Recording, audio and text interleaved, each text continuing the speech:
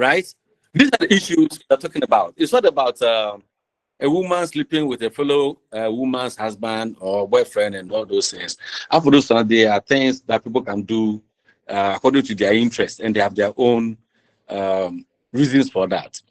But the progress of a woman in class, a woman will prefer a woman who knows it, who knows, will prefer teaching or moving with men instead of moving with fellow women to help them. In business, the same. When it comes to opportunity, you prefer giving it to a fellow man, a man instead of a fellow woman. When they tell stories, the stories are not about celebrating the woman, but the stories about lamenting issues that they're going through. All these things are the things that Virginia Andrea Rich is saying, that let women move to speak of the successes. Because we believe that when successes are shared, it is enough motivation to move on. That is why even the Bible says that testimonies are good for the expansion of the kingdom. So as Christians, you ought to share your testimony with others. So Andrea Rich is calling on women to share their successors, share so on. And she ends the essay by stating that women have much to do as the creative energy of patriarchy is running out, leaving only its self-generating energy for distraction. This view, I do not think it is correct, because men are also learning. Men are also progressing. No man would want to sit down to say that I want to kill myself or destroy myself because I have nothing more to do. No, no. What men are trying to do now is even about holding hands. Holding hands. That for me, in my department as a professor, my desire is to see some of my younger colleagues also rise, especially the women, because we know, for me, I know the enormity of the work they do both at home and other places. They'll go home, they'll cook, and in the night, their husbands don't allow them to sleep. Even when they are learning, the man will be angry, so you have to go and satisfy the man. And those who do those things, me, I don't do, because I'm a Catholic minister. We know, I'm told that after doing that thing, you feel like sleeping and you can't do anything meaningful. So it's up to us, those who have took up, as Jesus told Peter, that I've held your hand to stand, so that you can also hold others to stand. It's our duty to hold their hand. That's what we are doing in academia now. So women around must also try to do that. Right. Now, the third wave we are looking at concentrates on, we said that it looks at the homogeneity of this whole idea of feminism, where some people think that the feminist concerns of West, that is the Americas, or the British, Europe, is the same as the feminist concerns of Africa. The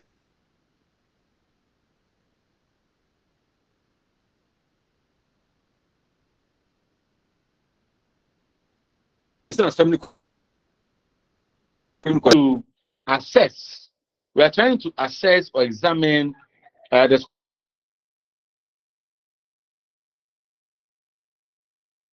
in feminism.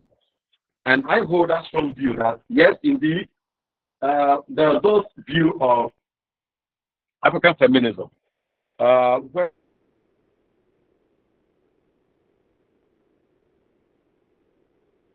So your line is breaking. We can't hear. oh, sorry. Can you hear me? Yes, but a bit shaky still.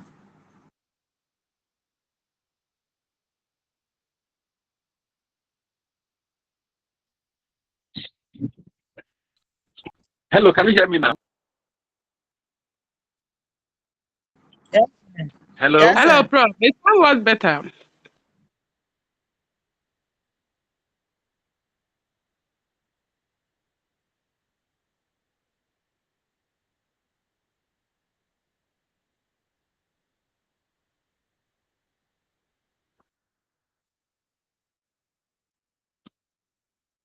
Please, can you hear me now? Yes, Prof. Yes. All right. If I hear me, you can go on. Thank you. Yeah. So I was saying that those who hold the view, that's the third generation of third wave, who hold the view that feminism is the same everywhere. The third wave are saying that that cannot be the situation. So in the essay by Cabo Davis, we are attempting to examine the differences across the globe. That yes, feminism may not be the same in Africa as it is in Europe, maybe the same in Africa as it is in Asia, and so on. And I shared an experience with you. I don't know. Yeah, I think I did. About my experience in the US when I decided to buy something. Then my Asian female colleagues were angry with me for buying something for my wife because they felt that was a means of manipulating her. Did I share that one with you? No, Yes, sir. please. You are not like the one who said no, you are not in class. The one who said no, you are not in class.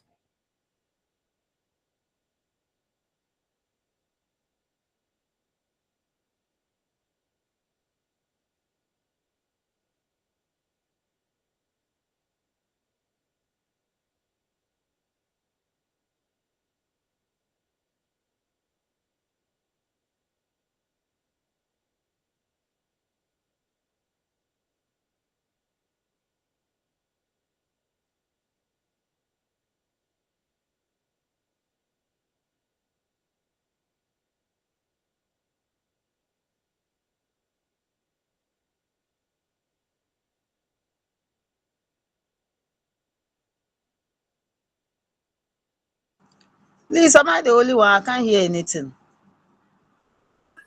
You are not alone. Oh.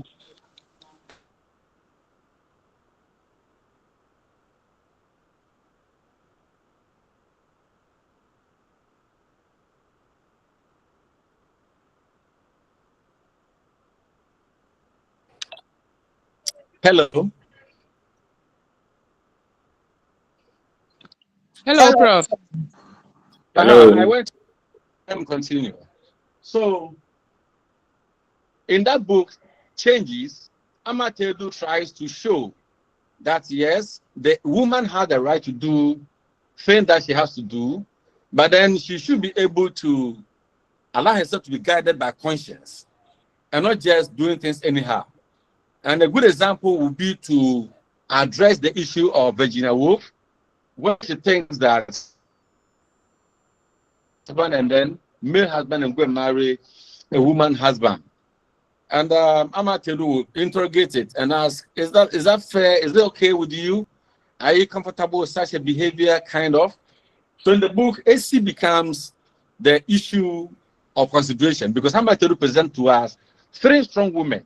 One, Pokia, two, AC, and three. Who's the third one? Who the third woman in Change? Fusena. Thank you, Kusina. Kusina. So she presents all this and gives us instances of life that they are going through, and then ask questions. That do we think that Kusina is stupid? Pokia is stupid? Is AC the only wisest person?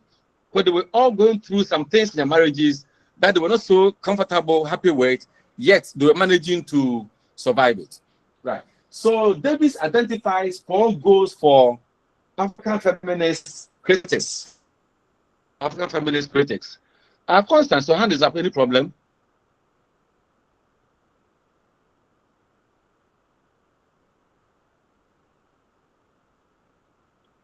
Constance? Anyway, can I go on? Yes, Yes, Prof. sir. Okay. So she gives 4 goals. One, she's examining or re-examining the stereotypical images of women in African literature. The stereotypical images of women in African literature, particularly the fact that in African literature supposedly written by men, women are submissive, women have no power, and so on. If that is true, because in some books that I have read, for example, the Stool by Kwekubi Asasu, the women are given so much power in that book. In some books like even Achebe Fall Apart, the women in the book have so much power. Right. Two, the elaboration of feminist aesthetics in the West of African literature.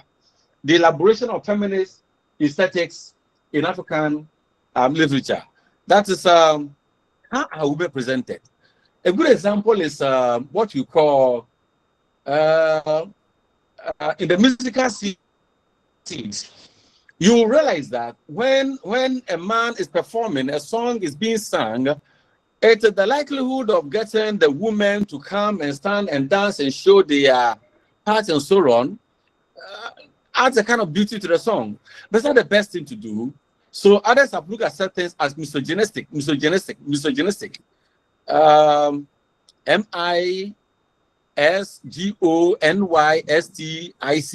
misogynistic, where we think others are taking advantage of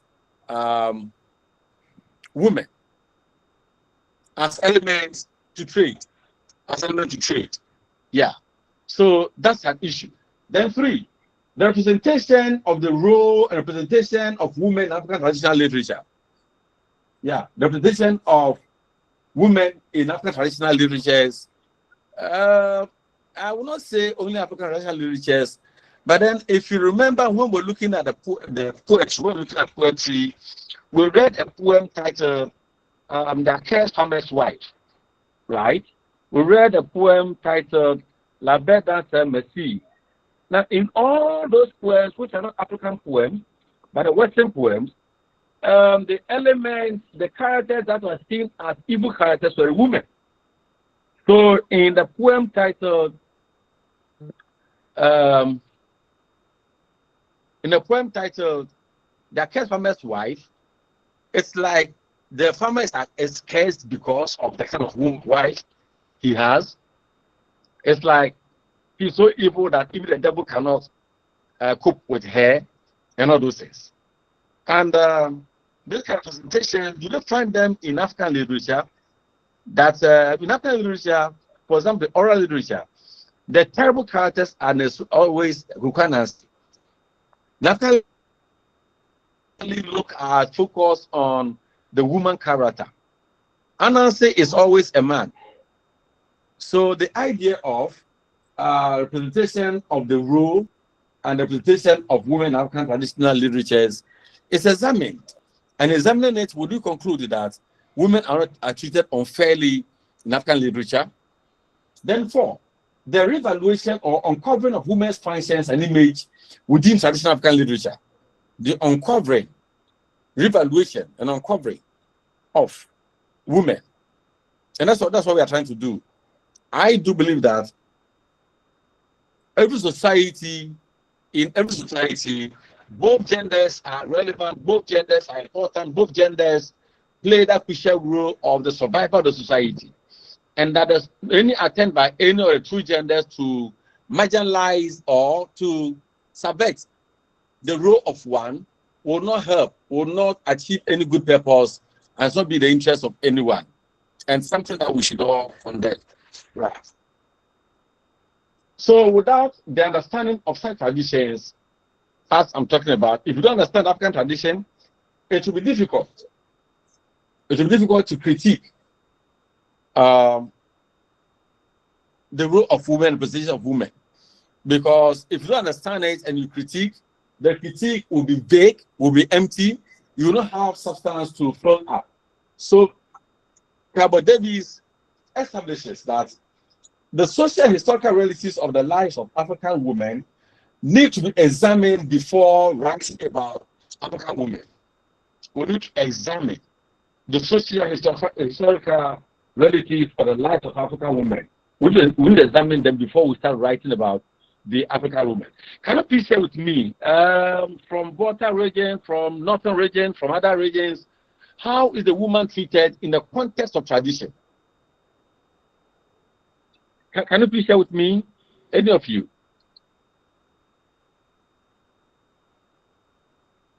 Hello? Hi. Yeah, Hello, Prof. share with me. Share with us.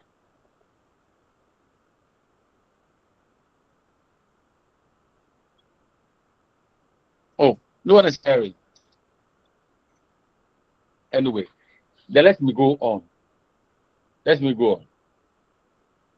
Those of you who are Christians, who read the Bible, I want to draw attention to the representation of a woman in the book of Proverbs. Representation of women in the book of Proverbs. Islam military and look at it because you are becoming scholars, and you must be able to appreciate all these things. So don't go to church and then preach as somebody who has no knowledge of feminism preaching and speaking about women, speaking about men and all those things. Yeah. So drawing on the views of one, don't forget that the title is Some Notes on African Feminism. So the first woman whose note is considered by, whose views are considered by Cabo Davis is Philomena Steady. And she examines the commonalities of experiences and response of African women to define African feminism. And she establishes that African feminist thoughts are modeled by the cultural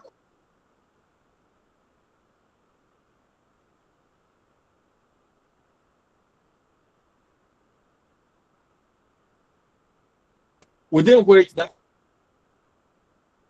lives. And I've mentioned to you the woman in the book titled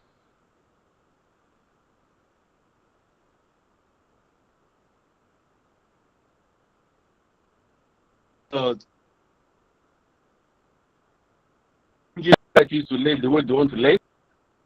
80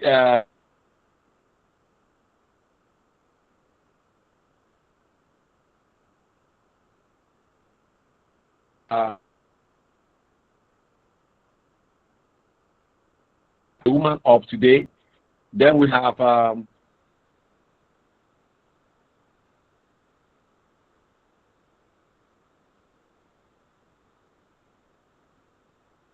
housewife, kind of. They are all they come to 80's grandmother and 80's mother who are in the village.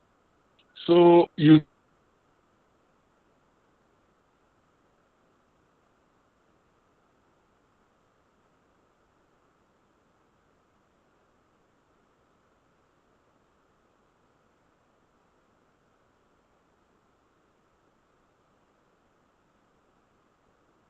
village. Things are mixed up such that anyone can start to do what he or she wants to do. The issue of feminism can be seen differently from where we go to villages. Like a village in water region. Is it Weta? Weta? Weta is where Awuno comes from. And in that village, the tendency to go strictly by the dictates of tradition is so strong. You come to fancy land, and in some villages, yes, you have no choice than to live the way society expects you to live. Right. So the context within which, the cultural context, social context within which one lives determines how we should look at the woman character. According to Philomena Study, traditional rights and responsibilities of women make the woman in practice much more a feminist than her European counterparts. That's the point you're making here. And I hold the view that the African woman has that much space opportunity to exert herself more than the European woman who seem to have originated or initiated this whole idea of feminism. And that's what I wanted you to tell me, but you are refusing to tell me. Right. Now, the second person's view that we are looking at is Ogundepe Leslie. Ogundepe Leslie. she also says that the experiences of African woman is also foregrounded, foregrounded, or helps in foregrounding the African view of feminism. So, for talking about the conditions of women in Africa within the socio-economic realities of culture and development, she uses the metaphor of mountain to explain that the African woman has traditional burden on her than women from other worlds. How true is it that the African woman experience serious traditional burdens than women from other parts of the world? Is it true? Are your roles kind of mountainous? Yeah, share with me. Don't just give me a hand. Share with me. Are the roles of the African woman mountainous?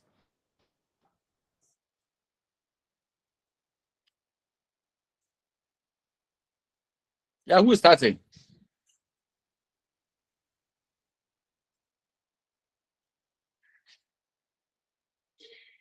Oh, you're not being fair. Yeah, let's hear you. Daniel, Thank you, Prof. This is Anastasia, please. yeah, let's hear you.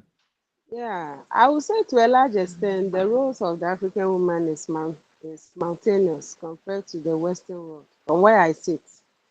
Why do I say Yes. so? The Can you reason give being, us a few answers? yes. For example, as we are all in, let's say in this class setting right now, having this online, doing lectures. I'm not lying. Most Agnes, of our guys, most of Agnes, our guys are sitting somewhere, Agnes, listening, please. listening keenly, taking notes, and what have you. But when you go to see some of my female counterparts, some are even in the kitchen, some are washing with the earpiece on. They have no chance to take notes. They are only listeners. So it makes the studies of a woman very difficult and cumbersome compared to the male counterpart. So making a simple study so mountainous, like you think the whole world is against you in pursuing this course. At times when you come back from school, you have lectures at 5. You can't say because you have lectures, you will not cook. You will be cooking, you'll be having lectures, the kids are here, the kids are there. By the time you finish, you are tired. You can't study. You want to sleep small. People say, hey, I want to see you. A whole lot. So these are some of the experiences that makes it more mountainous. Thank you. I see. Yes, I think McLean's hand is up. McLean, let's hear you. Okay, Prof, it's true that the African woman's role is very mountainous in the sense that there are a lot of, let me say, restrictions. For instance, there was a time I was at Dubai, and throughout my 2 weeks stay there, I never set sight on a woman. So the question I was asking myself is, so where have they been kept? This can never happen in Africa or in Ghana, where you see women struggling, selling at the market, carrying water, doing a whole lot of house chores. But this is a situation in a white man or an Arab country where I stayed there for weeks without even setting sight on a woman. So it's true that their role is mountainous. Thank you. Are, are you saying that the women hidden at home, the women prevented from coming out to express themselves, are better than our situation where the women have the freedom? Because I have also But been of other places of the world, US and other places, where I see women rubbing shoulders with men economically, socially, politically, moving up and down. To the women are playing football, doing all other things that men do. Women also speaking. Is that where women are kept at home, where they cannot open their mouths, where they no, cannot come out? Is that what you're talking about? no, please. I was talking about in terms of the struggle for life, working to survive, or maybe finding something in terms of working. That is what I was trying to compare with the Ghanaian women. And when she come back from home from school, she has to cook. She has to do this and that and that and that. Does it mean that when men also return, men also return from work, or men don't do anything to support the woman at home? For example, I know in some homes, yes, men and women are working, but then what happens to the woman's money has no reflection on the man, because the man will have to give the chop money, the man will have to pay rent, pay bills.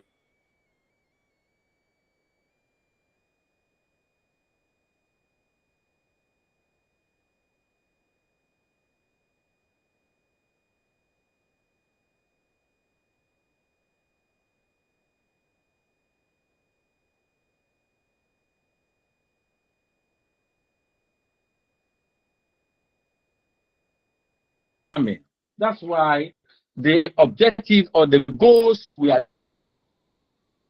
one says that re-examining and establish the context within which these are found. So the context, for example, okay, we're all working. Let you use your money to do this for us as a family. I'm also using my money to do that for us as a family. Where a man do one job, I'll do 3, 4, 5 jobs so I can do this and that and that and that. That is what we see in Pokuya's situation in the book title.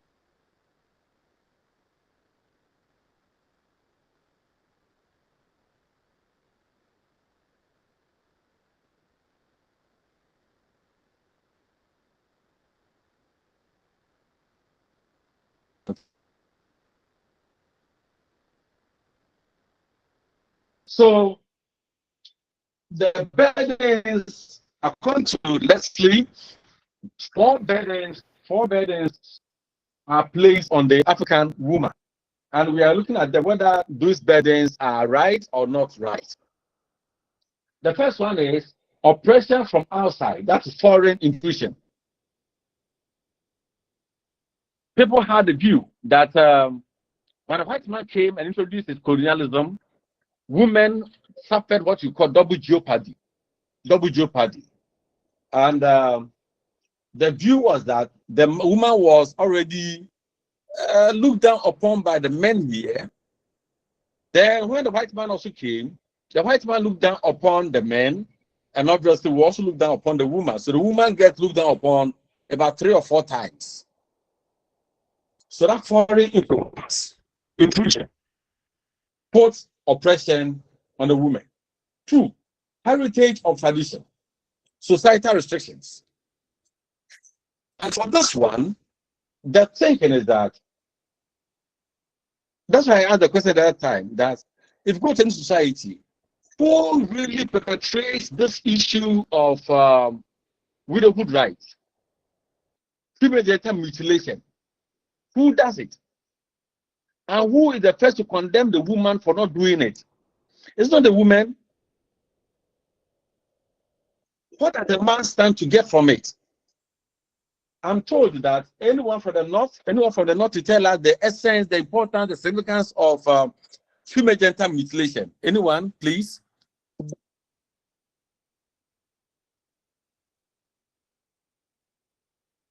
Hello? Do you have anyone here who can from the context where mutilation is practiced?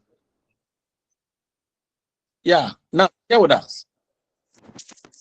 So, basically its essence is for the woman, the girl, to remain chaste until time of marriage. How does that mutilation result in chastity? Yeah. So when they cut off what they do is that they cut off the, what do you call that? That's the woman's clitoris. When they cut it off, then the woman does not have feelings for sex. So even though the woman will have sex, but then she will not be excited. So because of that, the desire to have sex before marriage wouldn't be there. Even with some of them, they try to close up the vagina, to that extent of even sewing the vagina sort of, so that the hole is very small. So basically that is it. And then also in marriage, the woman would not engage in any adultery or sex behind her husband. That basically is the main reason why they would want to engage in that practice. I see. Thank you, So, sir. please, women, is it just the clitoris that makes you have desire for sex? Is that the trigger? So that when it is cut off, there will be no desire. Women, share with us, please. We are all adults. Yeah, let's hear you, Anastasia. Yes, Prof. Thank you. I would say that the cutting of the clit does not kill the sexual drive or that feeling for sex, because it is an inward something. It is a sentiment. It is like it is from within. The clit is just a supporting means. It also adds to the excitement in the course of the action. So when you cut off the clit, to me, it doesn't kill the drive. It doesn't seize that feeling from coming up. So All that right. is the take I have. Thank you. Thank you. Charity, let's hear you. Yeah, Prof. What I want to say is, I think the act is inhuman because it's not only the clitoris that has that gives you feelings. Then they should start cutting off our breasts because we get aroused with our breasts, with kissing, with touches. So I don't know. Feeling is an emotion. So I don't know how the clitoris is linked to an emotion. So I think that they are just to punish women or to make women feel less of themselves. So when Bible talks Thank of you. for lack of knowledge, my people perish, these are all included. These are all included because for me, if you're a man and you want to woman, your enjoyment becomes fulfilled when the woman is also enjoying. But if your intention is that you should enjoy alone, then you are not a human being. Hello? Hello, Prof. We are Yeah, yes, listening. Prof. Yeah, for me, then you are not a human being. Yes. Just your enjoyment in that act. Because I don't know, I have never had experience.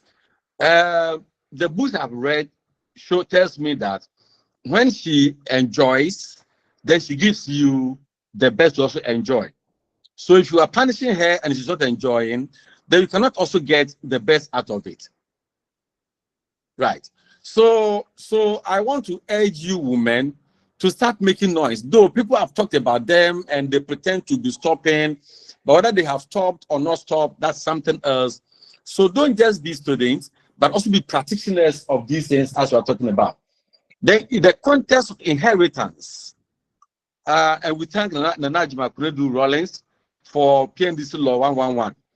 But even before that one, or beside that one, would it be so stupid for a man to say that I've suffered with my wife and I'm giving my properties to my something? It's not so stupid, right? So that is the second one. Then the next one is the woman's own backwardness and effect. Like I'm saying, we will sit here and say all these things to encourage women.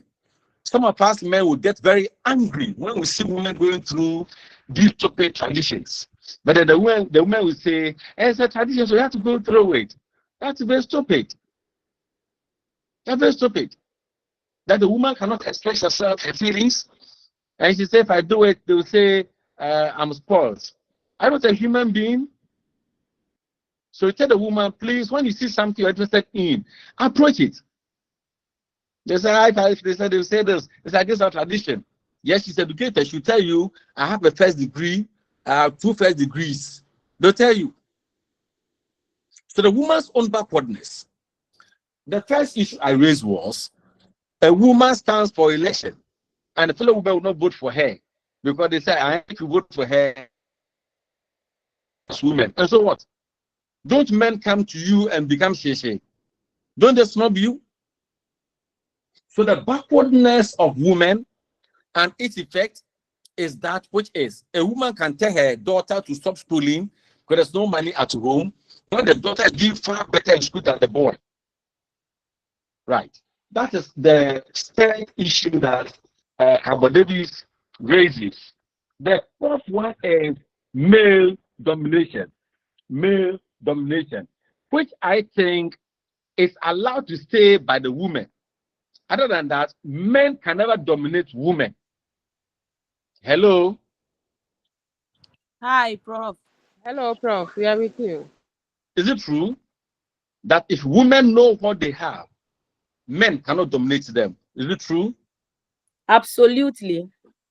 So why are you allowing men to dominate you?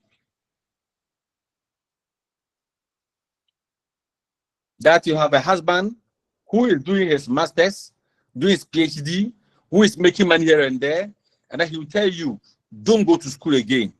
And you say, yes, my lord, and you stay at home. Are you not losing so much of yourself? I beg Now, to differ.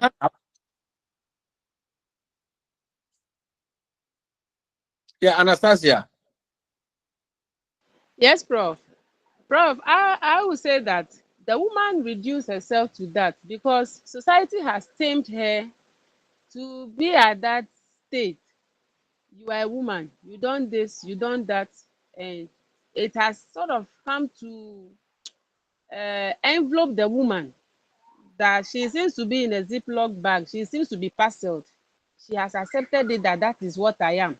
So that is what makes us look on and let some things happen. But with the education going on now, it is So a new dawn. can we now empower the women to say, move yourselves from that? Yes, because I even have a situation right now. Someone who is being treated illy, and the man is claiming, saying all manner of things. Yeah, I told her, it's a new dawn. You are in the situation. If you think you can't bear it, give yourself some space so that he will come to his realization, if anything. But that doesn't mean you should go fooling around. But just show yourself that you can also fend or you can do something for yourself. Because where a man think I am providing you shelter, and for that reason I can insult you, I can do this, I can do that, you have no say, you have nowhere to go and all that. No, it's a new dawn. So that is the empowerment drive we are on right now. Thank you. All right. So the new movement now is called masculinities, where now the women are studying what men have and how they. So I think we all need to open ourselves up, study, show a lot of things, see a lot of things, and be able to appreciate the things we do. That is the essence of this course. It's not just about critiquing what others have said, but we also ought to apply them to our own situations. Samuel, your hand was up. Can we hear you? Yes, please. My hand was up for some minutes, and like I want to contribute to what uh, some of our colleagues were saying, because you see, here it is the man who goes in for the woman, and then he knows his ability in terms of monetary affairs. So he knows that uh, she can cater for the lady. That is why she's going in for the thing. She goes in for the lady. So if the lady is in the house and then she prevents her from doing any other work, she doesn't know that she can cater for her. That's why she did. She's saying that. So if the lady denies from doing that, this will bring confusion and then a lot of chaos in the house. For that matter, the women must comply to attach whatever some of the men will say. Thank you.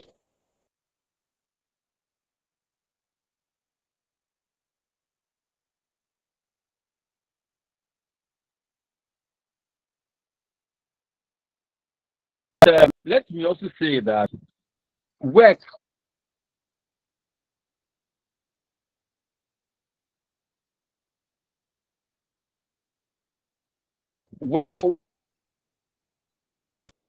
if one enhance the person's word look, if one works,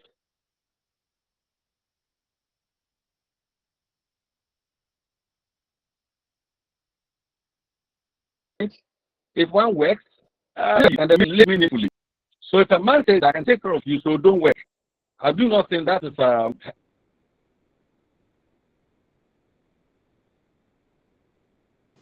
Hello, Prof. Please, your line keep on breaking. So at times we can't hear from you.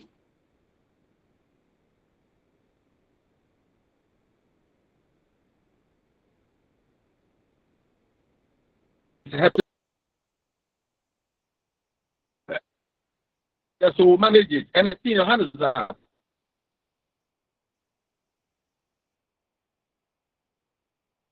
Oh, Prof. Yes, my contribution is that nowadays many women, through education, have become a bit empowered. However, historical settings, cultural settings, geographical settings, and even societal control do not permit us to operate to the fullest potential that we should be able to operate to. So, and unless we are able to psych a lot of even societies up so that they will give us all the support that we need in order to operate in our world as women, I don't think Africa will be able to achieve that independence that we are working towards for women because of perception of the society. Because of all these factors, women are trying very hard, but we are not able to get there yet. And my hope is that everyone will get it to get to a point when we will all come to the awareness to give the fullest support to the women so that we will operate to our fullest potential. Then again, concerning why we don't support our fellow women, largely in Africa, is that usually the men have soft spot for us. When men are in leadership positions, they have soft spot for us. They empathize with us. When we tell them, oh, I said today we were not well, that was why we couldn't report early. The men seem to understand us faster, quicker. But when it comes to women, they will not even listen to, many of them will not even listen to your reason for coming to school late or coming to work, reporting late. They will not even finish listening to you, but they will just condemn you at once. That I don't want that to happen. No, no, no. I don't want to hear. So some of these things make us to pray that we have men rather leading us. So maybe we women too, we need to probably learn to have some kind of a soft spot for our fellow women so that we will be able to support you in leadership positions. Thank you. So that's what Leslie Ogundepe says her own backwardness, the women's own backwardness. So for these factors, the African woman's experience of realities are very much different from that of the Western context. If you look at the four we have mentioned, the realities of African woman is conditioned by their own self-image, ideologies of patriarchy, and gender hierarchy. The woman's own self-image, ideologies of patriarchy, and gender hierarchy, where the woman would think that the male is better and higher than the woman.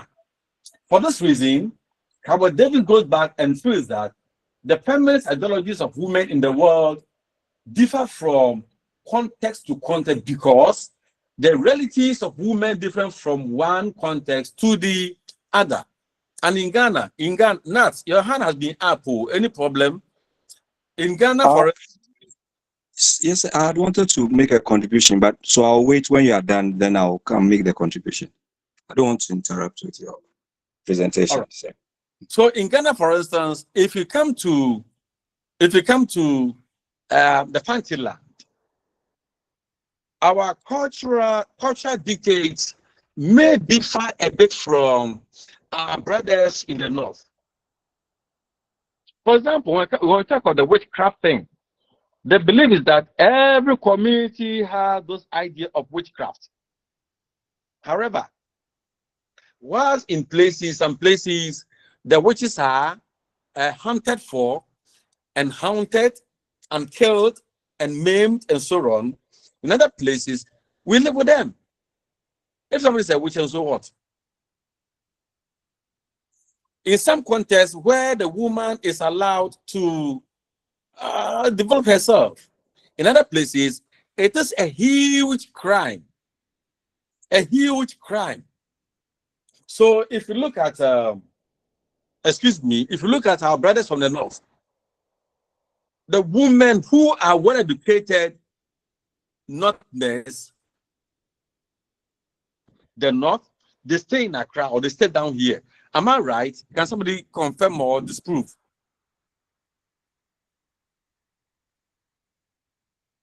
Because when you go up there, the way they will look at you is very different from how we look at you down here. Right. So Davies affirms that contextual differences contribute to how women or how this concept of feminism is seen. Good. So now let's hear you. Thank you, Prof. Yes, Prof, there is this concern I want to raise. Maybe my female colleagues, it's not occurred to them. If it has to, maybe they have not started with advocacy. But you realize that at the basic level of education, when the children come out for assembly, most often than not, even short boys stand behind tall girls at assembly. And I observed this for some time. So some few weeks ago, I decided to engage my colleagues, in some reasoning. And I made them to understand that, look, if you do, we are able to collect data on the performances of our learners. And we realize the girls do better than the boys, on the average. And two, they are all assessed at the same level. There's no preference for boys over girls or vice versa. But at assembly, that's this thing. So you see a boy who is short, but will stand behind a girl. And for me, it doesn't make sense. If we are society will not promote gender equality or gender equity. Not in the schools where they are all supposed to be seen as equal. They access the same resources and everything. So I made that, and it really went down well. And so we have started it. So at assembly now, a short boy stands in front of a tall girl, and a tall girl stands behind a short boy. The boys were not comfortable with it, but I feel we should start the advocacy from the schools. We shouldn't wait till when they are mature, then we are making so much noise. But let's start from the schools. Let's begin to educate the boys down there that is how it is. In school, resources are shared equally. Abilities are based on one's personal, ability, not whatever. So that will help. For us, that is what we are doing. And now, for me, it is working. Thank you, sir. All right. So thank you. Thank you. What about home? And I guess you should be same at home, because in my house, everybody does everything. I cook, I wash, I clean. If I have the opportunity. If I have other things to do, yes, I do. My boys, this morning, they have been mopping. They have been cleaning the bathrooms and toilets. They go to the kitchen to help their mother. So don't just come and say that because I'm a man, I do this or that or that. I remember a nephew of mine was asked to go and then learn a trade. So he go to the place, and then in the morning he was out to sweep the shop. He was given the broom, and he said, no, in his house, it's women who sweep. So he will not touch the broom. And for that, he left the place. He didn't learn the job. So he's walking around without a job, doing alala. That's a stupid thing. So I believe we should all wake up to some realities and then shape the society.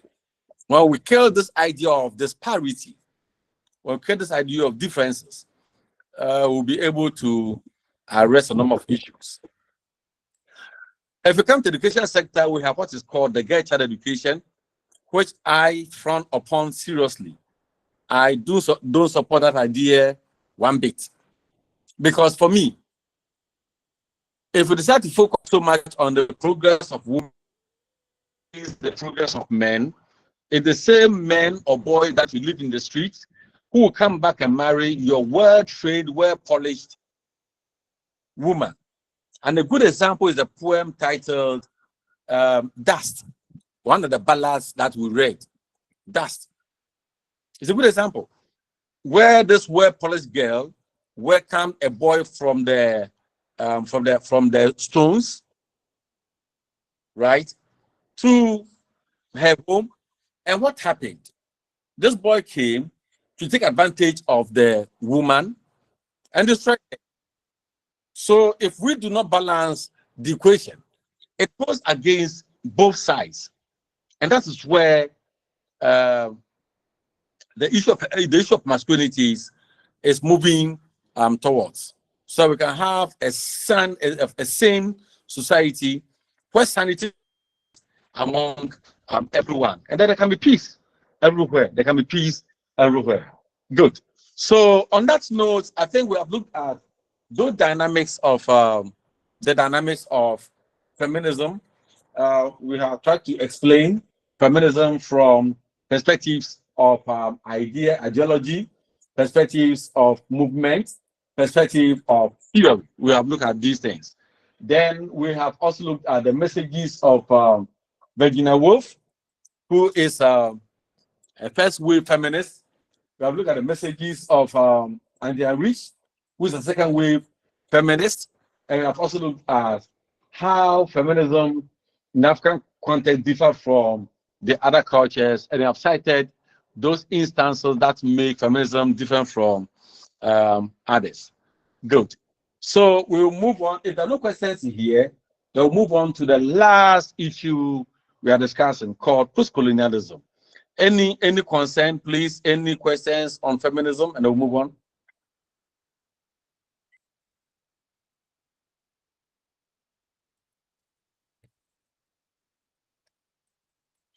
All right. If there are no issues, then let's continue with post-colonialism. Can somebody tell us what this idea entails?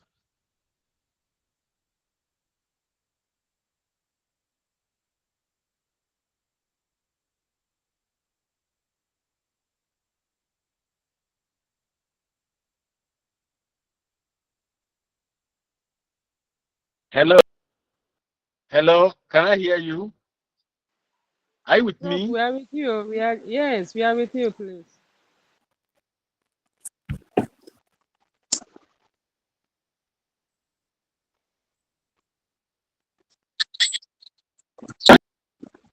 Yes, sir. Some of us are there. We are there. Yes, Prof. We are here.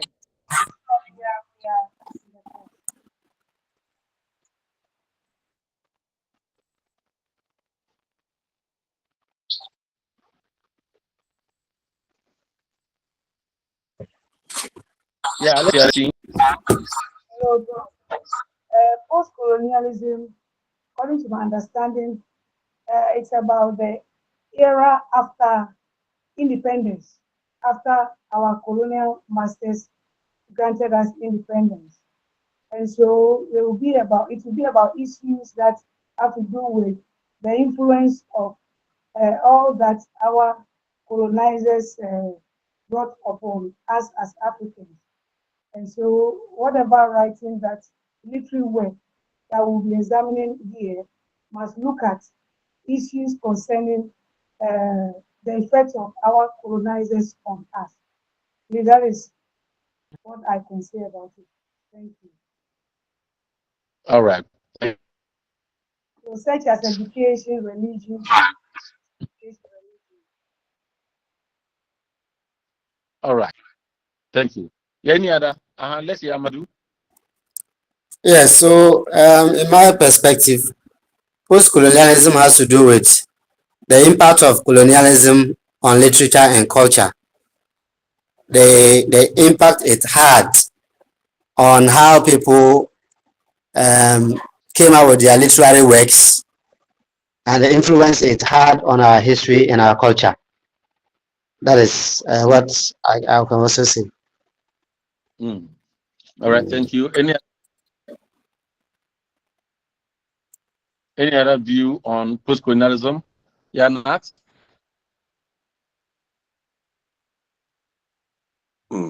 Hello, Doc. So with post-colonialism, I would like to look at it from two angles. Looking at the impact of European literature on, maybe let's narrow it down to Africa after colonialism, as well as the impact of indigenous African literature, on the continent after post-colonialism. So I'm looking at it from these two, uh, uh, ways. Thank you. All right. So thank you all for your contributions. But I want to straighten certain points you have made already. One, I want to say that we will not limit post-colonialism in our context to the period. The moment we periodize it, then we are cutting off a lot of things. If we are looking at post-colonial period, that in political context will suffice. But then in literary context, where we looked at issues, life, conditions, effects of colonialism on the African or on the colonized context, it goes far beyond the period. For example, there are some books in Africa that were written, there are some books that were written to condemn or review or examine the impact of colonialism on Africa way before the white man left. And a good example is Blinkards by Kobena Sechi. In that book, Kobena Sechi wrote the book in 1911 here in Ghana, when you and I know that our colonial masters left us in 1957 after independence. So the book looked at the issues way before the white man left. So it is wrong to limit post-colonial studies to the period. Number two, post-colonialism did not also only take place in Africa. It happened all over the world. The big brother USA was even colonized at one point in time. In Europe, there were colonizations. In Asia, there were colonizations. In Africa, some countries were not colonized. So we will not do the omnibus idea of colonizing or looking at colonialism as an African issue, leaving the others. No. So from this perspective, then, we say that post-colonialism brings to focus civilizations that were once under colonial rule. Post-colonialism or post-colonial criticism, post-colonial examination, post-colonial discussion brings to focus countries, nations, people who were once upon a time colonized. It looks at the economic and cultural influences that permeates a society before the colonizing period and after the colonizing period. So before the white man came, how were we living? Now, when the white man came, what has been the effect? Now that he is gone, what is the effect on our culture, on our way of life, and all that? Post-colonialism deals with the encounter, the relationship, the effect of the encounter between the colonized and the colonizer. The colonized and the colonizer. Right. So the post-colonial theory as a term refers to the theoretical or critical observations of former colonies of the West powers and how they relate and interact with the rest of the world.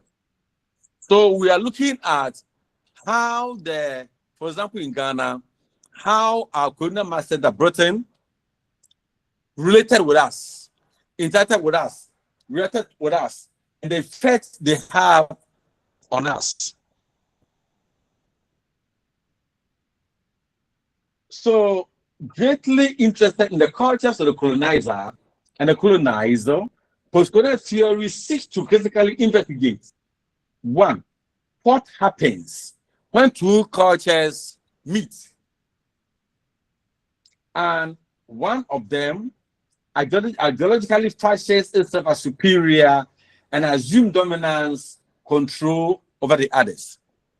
When two cultures meet, and one culture thinks that it is superior, it is more powerful, it is greater than the other. That's what you're looking at. Samuel. Yes, sir. Prof, please, I want to contribute to the definition of the colonialism and see if it is correct. Let's hear you. And then, all right, if I define it in this way, an academic and literary theory that studies the effect of colonialism on former colonials in terms of culturally, politically, socially, and then economically. Is it in the right way? Thank you, sir. I will not say it is right or wrong. It's an expression of view. So for you, that's how you view post-colonialism. And we are also saying almost the same thing, that we are looking at the effect of the colonizer, the effect of colonialism on the colonized, the effect of the encounter between the colonizer and the colonized, politically, socially, economically, culturally, whateverly. That's what you're looking at, right? So we go on to say that, this whole idea of colonialism, post-colonialism, and its stages and all that there is started in the 1970s. And it has been seriously looked at. Let me make a point so clear to you. The point so clear making is that post-colonialism is not a study only done by the colonized. The colonizers also have effect. For example, today as we speak, if Britain is preparing its budget, it must take into consideration the interests of Ghana, the interests of Nigeria, the interests of countries that were once upon a time colonized by Britain.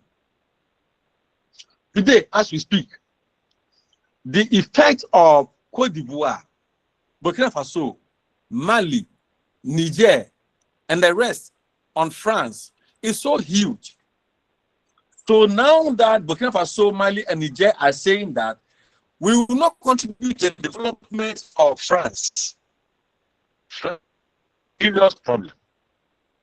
So the effect of colonialism rubs equally on the colonizer and the colonized. It rubs equally on the colonizer and the colonized. And this study has been in place ever since the 1970s. So we can mention great men like Edward Said. Said is what? S-A-I-D. I just to pronounce it as said, but I pronounce Edward Said. We have Gayatri Spivak. We have Homi Baba. Now, these are Oriental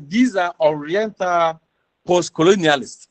But then we also have African post-colonialists, strong ones. And we can talk of a man like Aikwe Ama. We can talk of a man like Wole Soyinka. We can talk of a man like Achebe. You can talk of a man like Ngugi wa Thiong'o. They have all been influential. They've all been influential in discussing this issue of post-colonialism. I will mention their essays to talk about. Quickly, let's mention the essays. You can write them down and look for them to read. When we look at Achebe is the colonialist criticism. Soyinka's essay is titled Drama and the African Worldview. Drama and the African Worldview. Wationgo's essay is titled Decolonizing the Mind. Decolonizing the Mind. When we come to the Orientals, we have so many of them, but we are focusing on Homi Baba's essay titled Mimicry, or Mimicry of Man, right? Mimicry of Man. Then we'll look at Fanon, Frantz Fanon's essay on national culture, There are several others we can talk about, such as Said's rationality and realities, and so on. But we'll limit ourselves and discuss these that I've mentioned.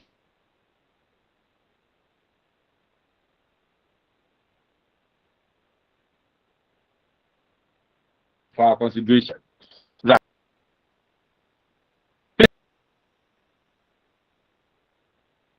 Let's. Hello, Prof. Please, I didn't get the papers that you said we should read. Can you please say that again? The names of the papers that you said we should read, the ones you just mentioned. Thank you. Let's hear you.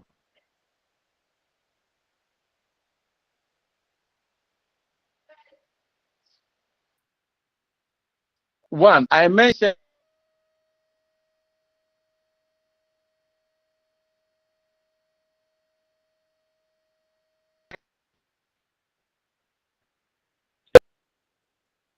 Hello, Prof. how you Prof, please, your voice is too faint, so far away.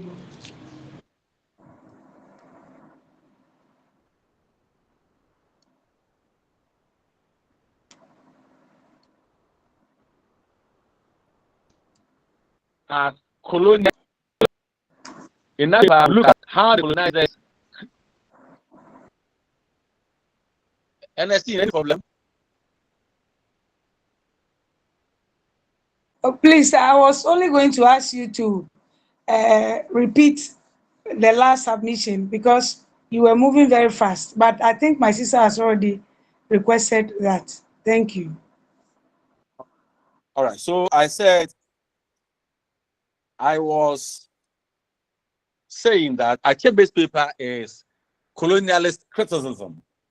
And in that paper, Achebe tries to understand how the colonizer, that colonial element, looked at how the African writers were doing. Where some of them even think that the African writer cannot write unless he or she connects himself or herself to the colonizer. Then we came to look at, or I also mentioned Soyinka's essay, which is Drama and African Worldview. And in that essay, Soyinka contends that the Africa's literature is a reflection of his real culture. So in this context, Soyinka links or defines African literature in the context of drama. Because to Soyinka, the entirety of African life is dramatic. If it's naming ceremony, it's a performance. If it's funeral, it's a performance. If it's the instrument of a king, it's a performance. So these are things I mentioned. Then I also mentioned that what Thiongo's paper is titled Decolonizing the Mind. And that's a strong paper that started this whole process of let us look back at the relationship between the white man or the colonizer and the colonized, where he said that, among other things, the African ought to drop the language of the colonizer, African language. And by doing that, the African will be developing the African himself instead of using colonial language to develop African literature. These are the African things I've mentioned. Then I also mentioned Homi Babe's essay that is on mimicry of man, ambivalence of colonial discourse. We'll look at that one. Then I mentioned Frantz Fanon. Frantz is F-R-A-N-Z. Fanon is F-A-N-O-N. And his essay is titled On National Culture. We shall look at that one. Right. Suleiman, your hand is up. Problem?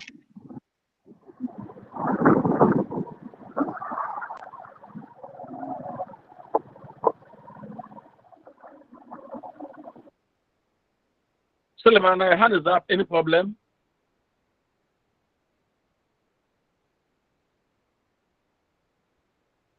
All right. Can I please go on?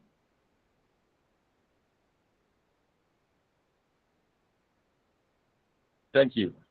So we are taking the major postcolonial critics, a few of them, and then we'll look at them, and then we continue.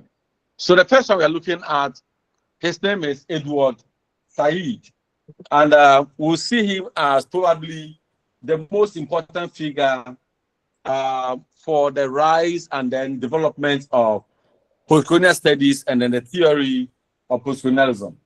Now, his book titled Orientalism, written in 1978, reevaluated the entire historical tradition of European American thought,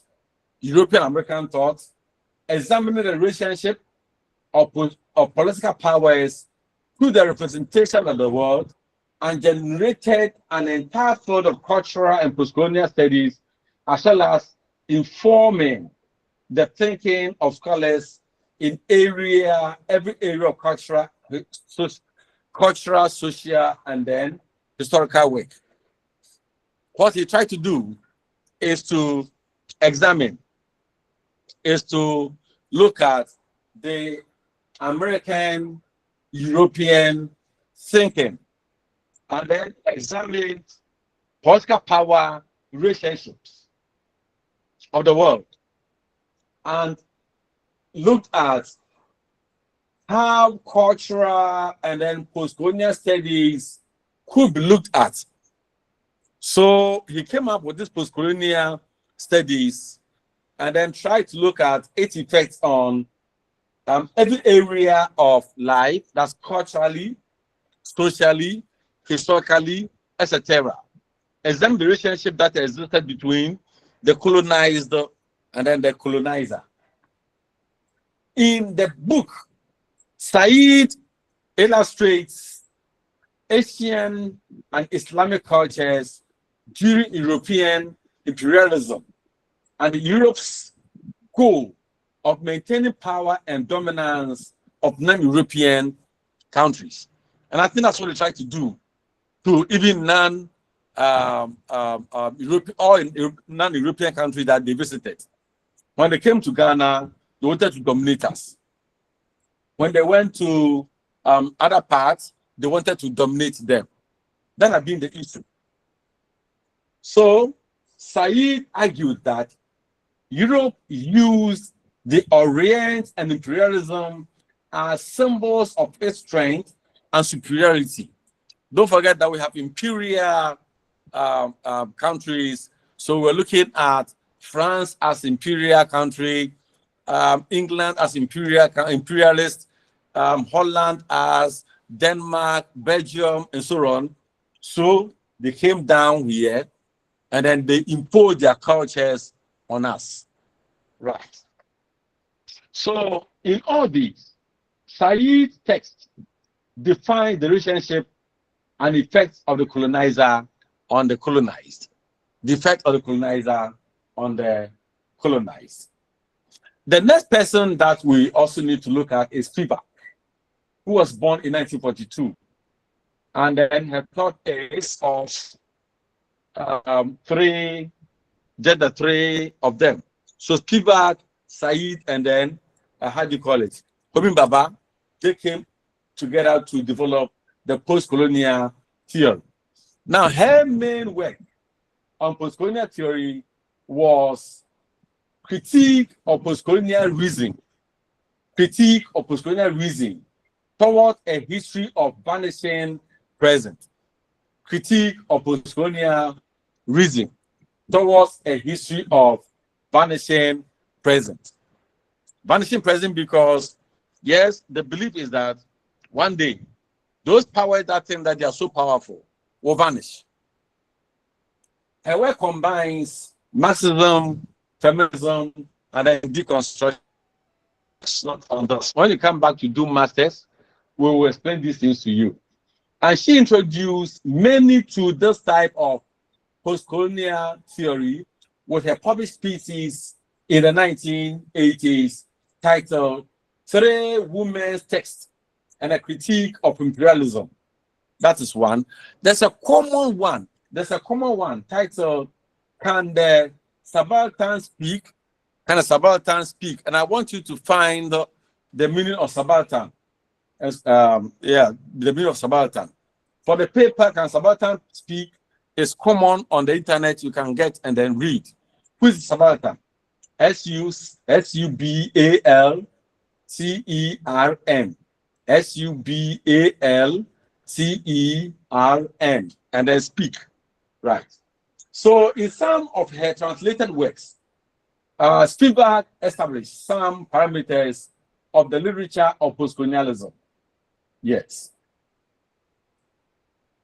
She represents the native, for example, in analyzing some of postcolonial works, she cites Massachusetts Davis' fictional novel.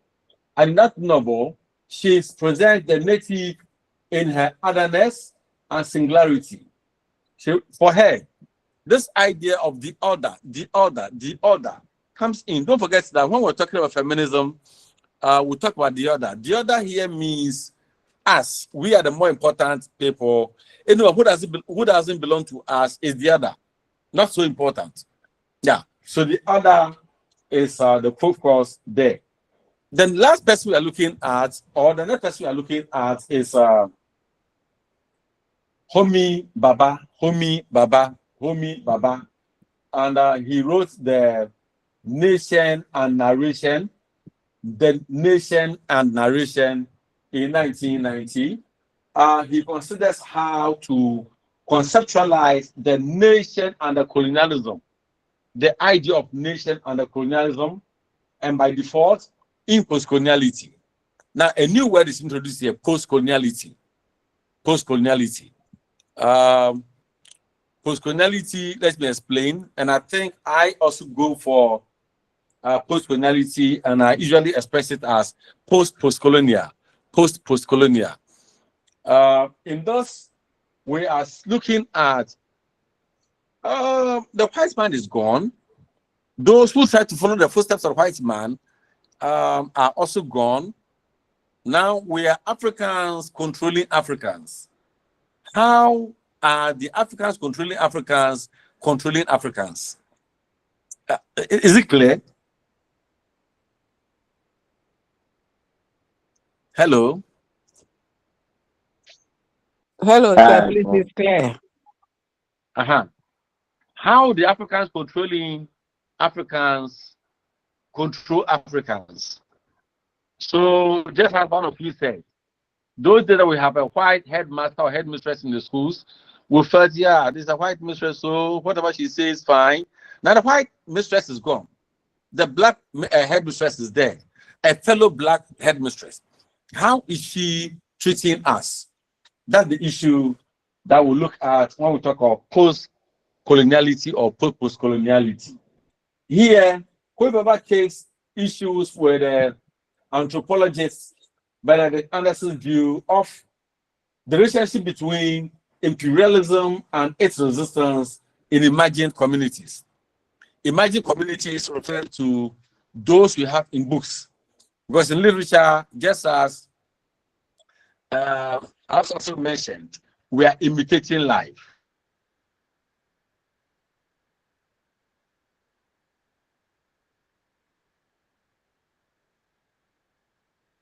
So if we're imitating, then we imagine life and imagine the communities. Imagine the communities. Yeah. So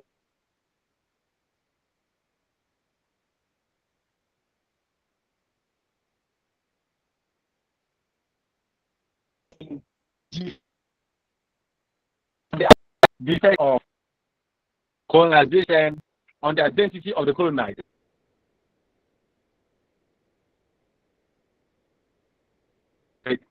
is the identity of colonialism. For example, we have a woman on the platform called Ernestine, right?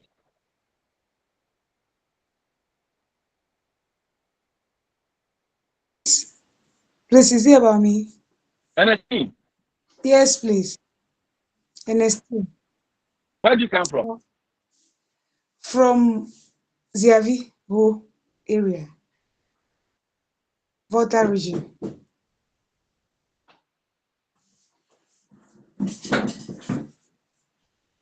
Hello, Prof.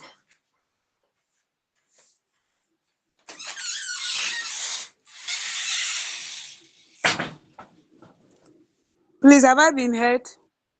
From Ziavi, Volta region. From Ziavi. So Oh. the name Ernestine, the whole name? Yes, yes. No, It's a whole please. name. No. What's your identity? My identity, that's Mansa. So look at, so how can Ernestine be Mansa? Third girl, third girl. Samuel, where do you come from? Samuel, where do you come from?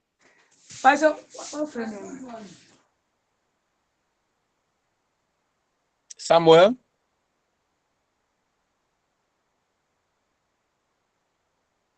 Okay. McLean. Max. Dambai, Oti region. Dambai, So Oti region. how is McLean related to T?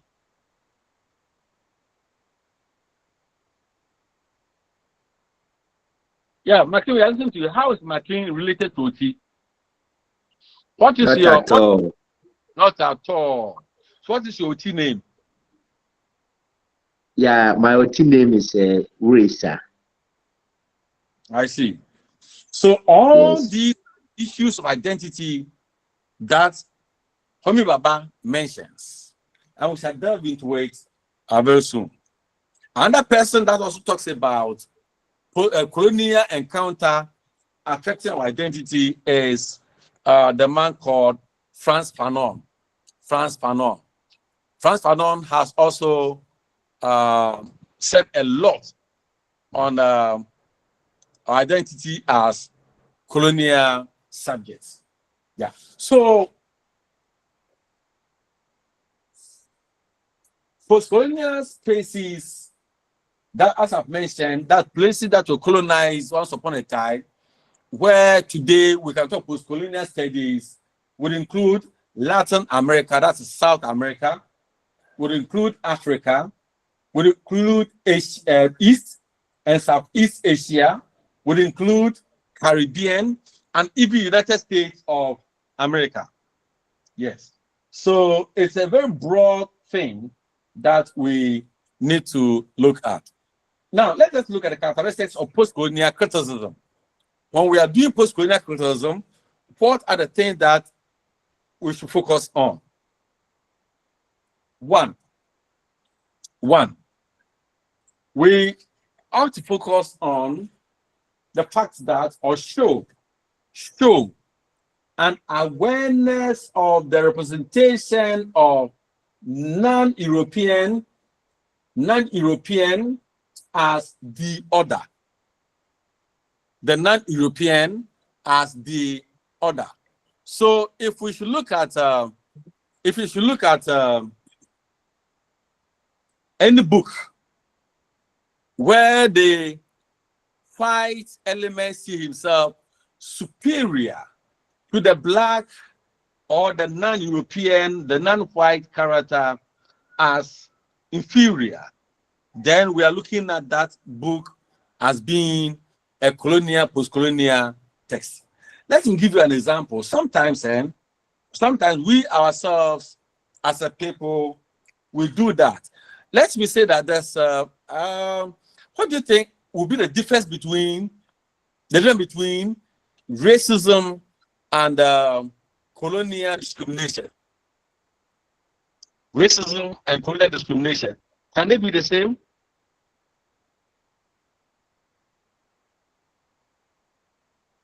Hello?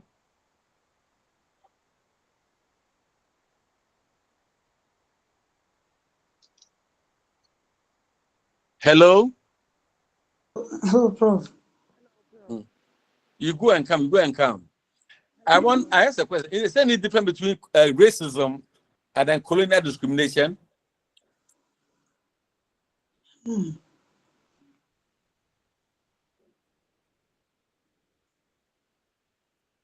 Oh, please let me hear from you.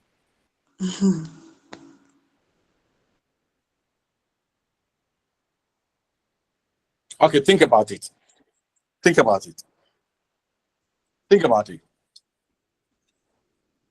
Because racism could situate. Yeah, let's hear you. Jessica. Thank you, Prof. Mm-hmm. Please, I think they share similarities. They share similarities in the sense that both deal with discrimination in various forms. So, racism, that has to do with a race seeing itself better off than another race. It could be the whites against the black, etc. Now, for the post-colonial discrimination, it is the people themselves trying to deny or do away with what has been their origin to take what was introduced during the colonial era. So they see what they had as not good enough, wrong, unacceptable, and take what has been introduced by their colonial masters. Example, a traditionalist who believes in the gods and so lives a very good life within the society, relates well with people, but because that person doesn't go to church, you'll be surprised that some family members will tell their children not to have anything to do with such man in his family. And that is the post-colonial discrimination. So you are making reference to purple hibiscus. You are making reference to Papa, and then Yes, please. all right. That's post-colonial thing. Yeah, I think I agree with you, and I would say that even post-colonial elements sometimes do what you call racial discriminations, and I have suffered that in the U.S., where an Indian who was colonized once upon a time looked at my color and wanted to look down upon me. And believe you me, I gave to her very well. And she has to apologize. Yeah. And I hate such things. The same Thank thing. you for making us proud. Yeah. I didn't spare her at all. I made her feel like even if she comes to Ghana, she'll be my servant. She was of nobody. That is a racial thing. It is a common thing even here in our part of the world. It may be ethnic discrimination or ethnocentrism and all those things. Yeah. So race is with color, ethnocentrism is with the ethnic group, and then other things that we can think of. Good. I've seen hands up. Can we see Anastasia? Here, Anastasia. Hello, Prof. Yeah, let's I hear you. just want to say that, but did you ask her that is not any sensible behavior in a Oh, typical professor let's and cancer tone? That's not any yeah, sensible behavior. Did you ask her that? give the scenario. There's this Indian girl who belonged to the slave tribe in India, but had been married by an upper class man. So we meet in the US, and whatever any black person would say, she felt it was wrong, even if what a white black person said was more sensible. So I was just observing her. Then we traveled to one state and we're coming back to our home state. And I will go to the airport, and as men, we offered to pack the bags into the car. So I was doing that job with others.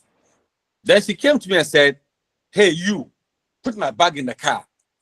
And I said, "Don't you know how to say please?" And she said, "Why should I say please to you?" I said, "Well, okay." So I didn't say anything. She boarded the car. I packed everything into the car, and I left her bag down there. And I joined the car and closed the door. And I told the driver that we should go. So a friend from Iraq looked down and saw her bag down there. And then he told her, "Your bag is down there, so you have to go and take it and put it in the car." And then she realized that I had paid her. So she looked at me, and all those on the bus said, "You didn't treat the gentleman well. So go down and put your bag in the car." And then that kept her quiet forever. That's how I disciplined her. Prof never disappoint. Oh. Oh, I will never disappoint. I will never disappoint. Yeah. You see, I hold a view that do not put yourself on others, but don't let others put themselves on you. Equality is the most important thing. That's why I don't like women who see themselves as subservient to men. No. If you're a woman, you're a human being. If appreciate your state. If you're not educated, appreciate your state. Because we're all not made to be rich. Neither were we all made to be highly educated. And if you're a professor, and so what, who are you? If we are rich and so what, who are you? Do you feed all of us? So that attitude must be put aside. And for me, if you show any of these on me, no, I will not give you the space. I will let you know that you are in the wrong place. So you go and come back. Good. So that's what we are looking at. Now let's look at the characteristics of, and we have said that the moment we see that there is one character looking at others as subservient, then we should be careful and know that, yes, indeed, there's a problem there. The order. So in that situation, my friend Apita saw me as the other that she wouldn't want to respect. And I also tried to prove to her that he is rather the other and that I am the exotic. Concerns with language. Where some conclude the colonizer language is permanently tainted. To write in it involve some acquiescent colonial structure. Instances where we prioritize colonial language over colonized.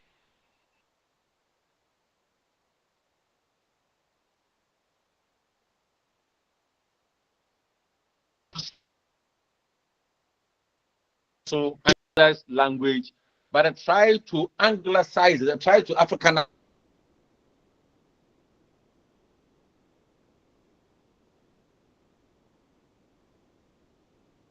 it. He made the emphasis on identity as a double and unstable.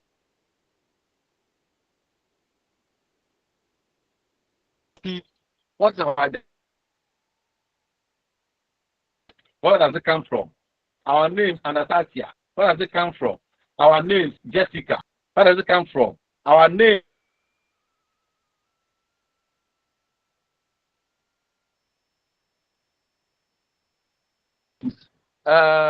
Louise. Then, of course, we are creating problems for ourselves. Creating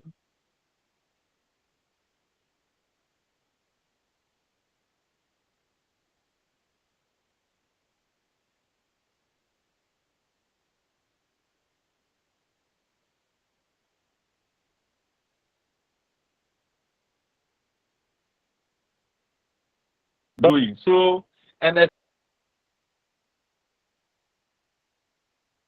McLean.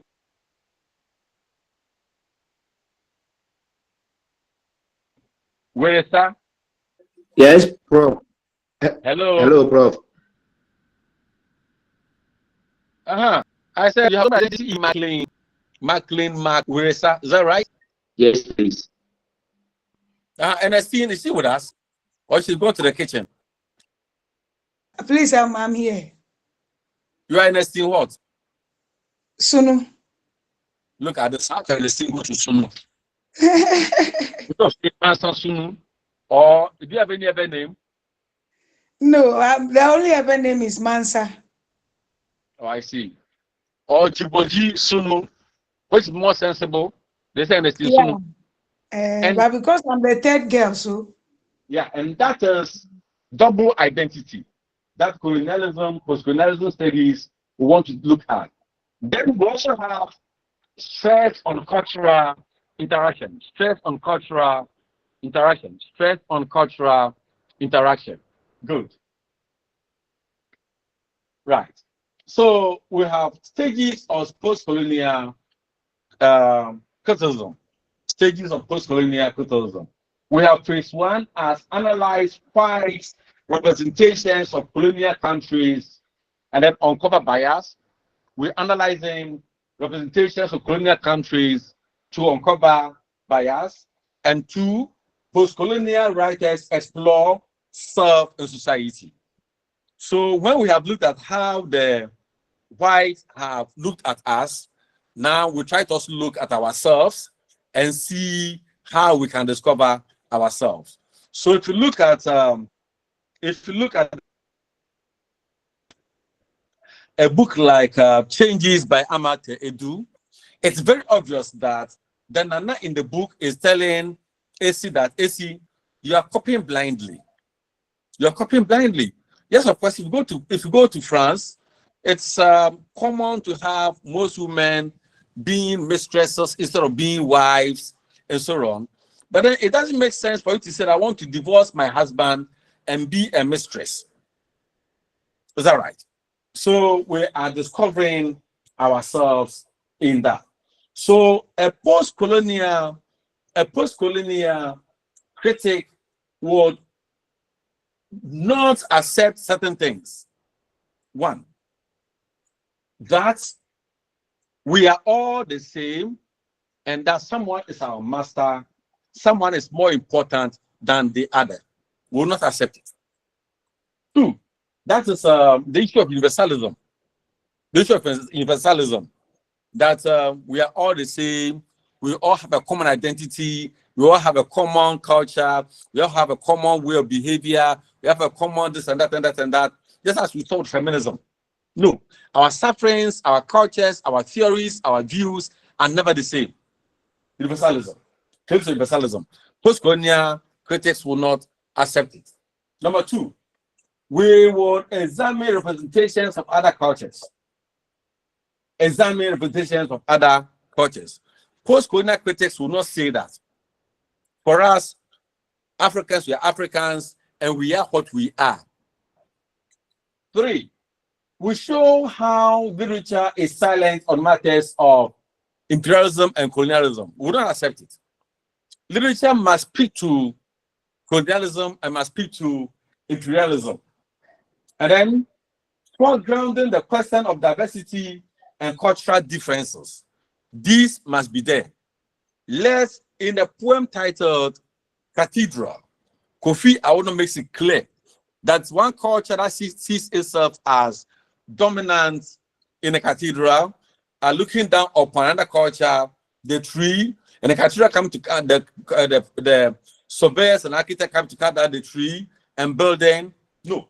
So in the post-colonial studies, we the critics want to look for these and look at cultural diversities and cultural differences. Then we also will not celebrate cultural superiority. It is called cultural polyvancy. Cultural polyvancy. Cultural polyvancy. Yeah, that is belonging to more than one culture. In fact, belonging to more than one culture is an issue we'll look at in finance or national culture. And then we will not also accept, or we will not accept the issue of marginalizing one culture, making one culture superior, and then looking at other cultures as a mere subservient to one culture.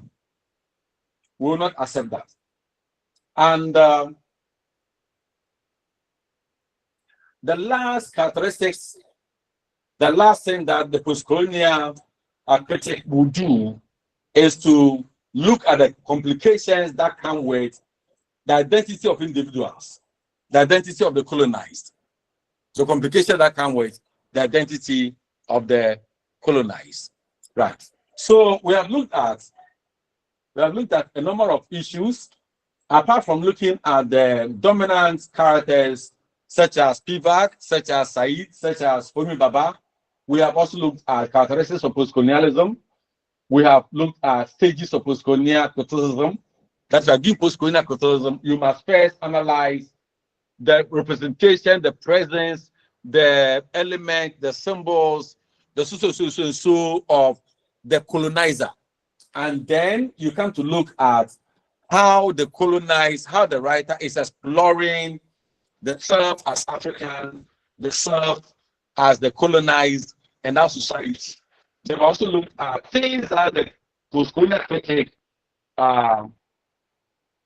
will do or will look out for. What we look out for is that we will not accept universalism. That we are all, though we belong to different tribes or whatever, different cultures, whatever, we all are one. Two, that we want to look at, find if one culture is superior to the other, that we see the other culture, and I want to see how the literature is silent on matters of imperialism and colonialism. In the colonial content, these things are a bit silent, and I will see the presence of cultural differences or cultural diversity, where we will also look at belonging to more than one culture, which is an issue in Fanon, which is an issue in Homi Baba. And then the issue of marginality, the issue of plurality, the issue of otherness, etc. In fact, in the issue of universalism, we'll look at Shoyinke's paper, Drama and African Worldview, and so on. And then we'll end by looking at complications that come with identity of the individual in the colonized context. So we will now be going into the essays proper to look at how these views are brought up in the essays. But I think we need to give ourselves about 20 minutes break, and I will come back. Is that okay with you? Yes, sir. Hey, you want to break? You're not speaking. I'm doing all the talking, and you still want a break. All right. So let's break for now. We'll come back at 2:20. We'll come at 2:20 to continue. Is that okay with us? Yes. Thank you so. Very okay, Prof. Thank you.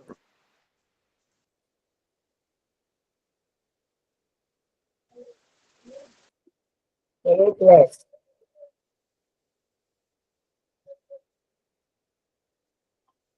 Hello, class. Hello. Mr. Yaya. Please, I think Mr. Yaya. Yes, yes. Please, Doc, Prof asked about the slides, and nobody seemed to have mentioned anything. I don't know if we have it or we don't. Everybody seemed to have been quiet. Do we really have it? Well, I I mean, the have slides the on module. literary criticism. I have the module, The and model. I think I saw the slide. Yes, I have the module, and I saw the slide on the platform. So I think I So, but responded. because I don't seem to, I haven't even seen it anywhere on the platform, on our group platform. I can't find it anywhere. So the platform, did you see the slides? Please. And that's We why I have asked. English criticism. No, I mean Madam Anastasia. Uh-huh. We I have said I criticism and saw we a have literary module, criticism. and I'm Yes, saying but that I saw a module at the beginning of the course. That was the first week. It was on one of our platforms. So that's what I Ah, have access to. Yes. oh, okay, because I'm also reading as he them. continues to, Auntie, Madam Ernestine, Madam Edna, Yes. I think I saw it on our whole platform also.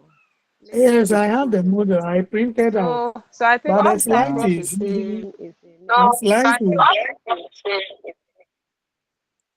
so could you The help us slide, with the slide? the slide is just posted on our whole platform. Okay, so when you get there, you see it there. Our lecturer posted okay. it.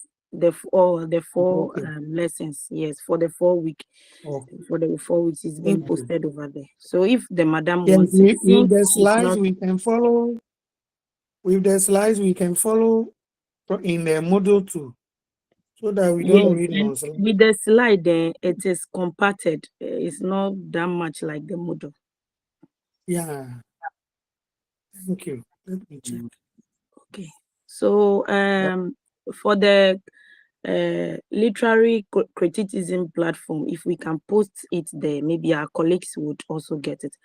The madam complaining, I don't know if she's on that platform. Mr. Yahaya? Is it Mr. Ya? Is he a man? Yes. Oh, Mr. Man. okay. The voice With sounds blockers. the With voice blockers. sounds feminine. The voice. Sounds So feminine. Voice.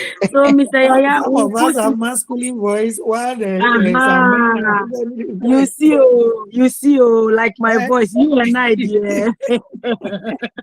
Mr. Yaya, we'll post it on the literary criticism platform. So you go there and download it, okay? I'm very grateful to have it. Thank you very much. And madam, I also have a problem concerning the ballast. The one the lecturer talked about. He said I am by nature what? the ballast Somebody, of whatever, but I've forgotten. But what I heard was the ballast. the ballast. The balance. Which course The are you balance. talking It about? says it contains some poems. Yeah. So I wanted to get some of them. Yes. Oh, yeah. Oh, that one you have to download it, oh, brother. Oh, as for those points, you have to Yes, download you them have from to go and download them. You see the proponents or online. those people that gave out the poem, the writers, the authors. You have to go, take the title, the name of the writer, then download everything. So that Yes, one has nothing to do with the lecture. Wordsworth. Wordsworth lyrical balance. Lyrical ballad. Yes. Wordsworth. Okay. That's the name. Okay. Okay. So that's where I will get everything. Yes. Okay. At the end of crying, we download a lot. If you remember last blog, we downloaded a lot, print out a lot. Niebebano, enya dear cry. It is what it is.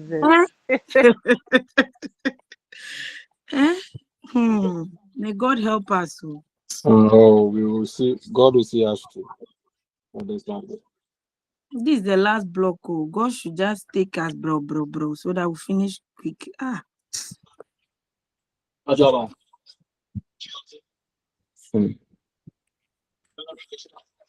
So we are the last people to finish this third cohort. Yes, so and the fourth have even started.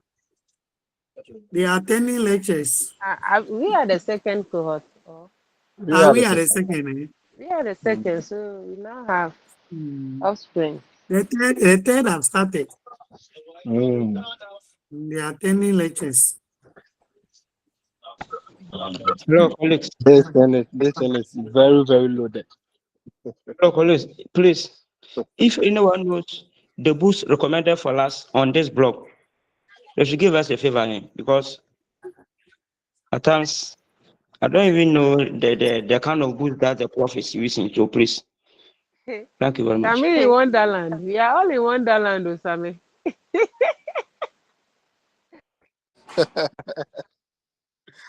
Uh,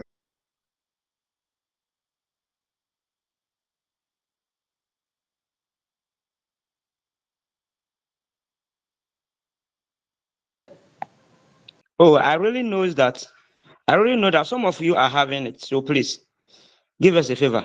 Some of us are not having. So please, can you give us a favor? Thank you.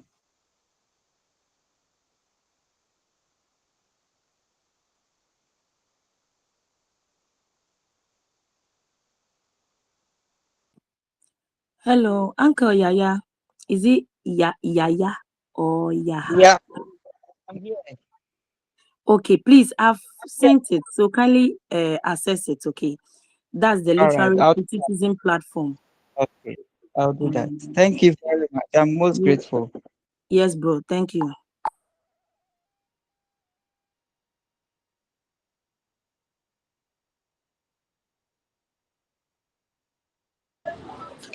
and madam, I have not seen it.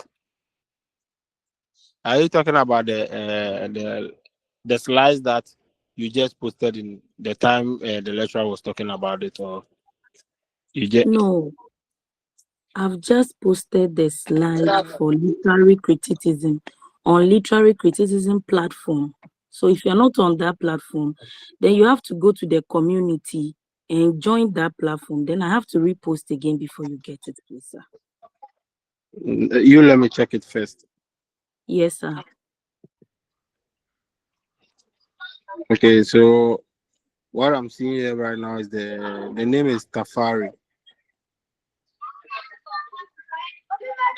Hello. What are you seeing, please, sir? Yeah, it's the literary criticism. My name And the is first Sefa Kono Kafari. Sefa Ko. is Tafari.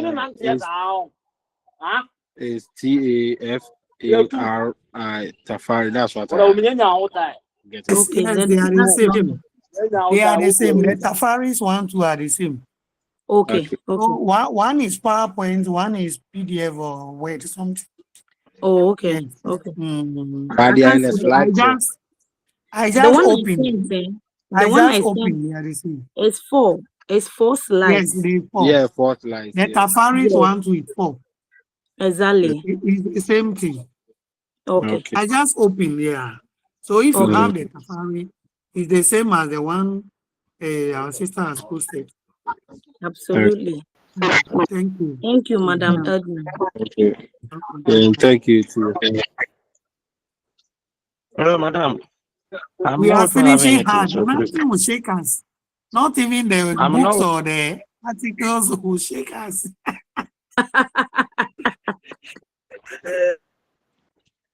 Madam Safako, Yes, Daddy. please, I haven't seen the model. I thought you promised sending that one too. It's not a model, it's a slide. Should I send the model too? Yes, Should I I need the add the model. model? Yes, Okay, I'll the send the model. model too. All right, thank you. Madam Sefako. Hello, Madam My Sefako. boyfriend. Send me my boyfriend. I haven't received it, so please do me a favor. Please check if you are on the literary criticism platform. Check very well. If not, then go to the community. I'm not on the platform. Brasami, I can't hear you. That I am not on that platform, so please. Then go to the community. Then go to the community and join that platform. Let me send it again. Avatar.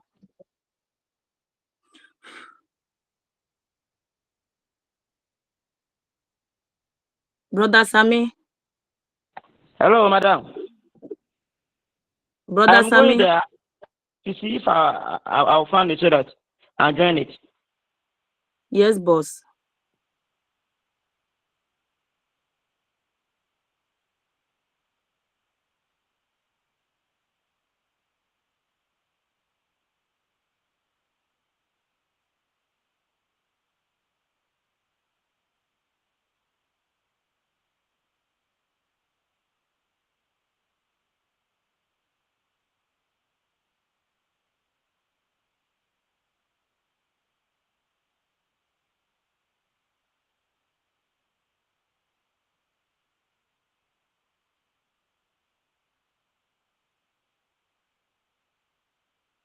Mr. Samuel, which name are you using on WhatsApp? I wanted to find out if you are there so that I will send it to you personally.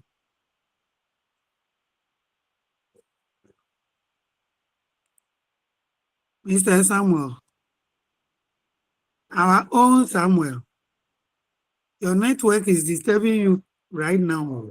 You can't hear me. Hello, madam. All right. I've now You miss. to hear. Have My you name is seen it? Opoku. My name is Opoku Samuel, please. No, I mean the WhatsApp name.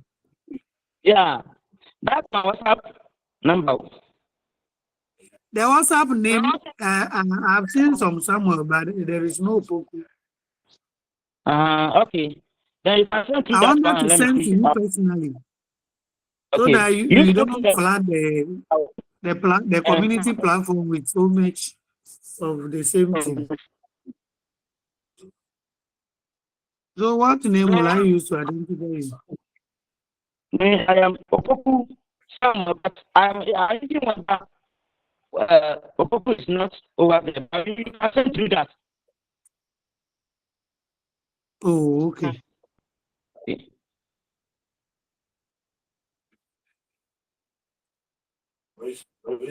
I've just seen Samuel Zoto, Samuel No, please. Webster. No, please. That's not my name. Let me give you Oh, my number. You WhatsApp it on it for me. okay. 0249. So number 0249. 0249. Yeah. 20. 20. Hello.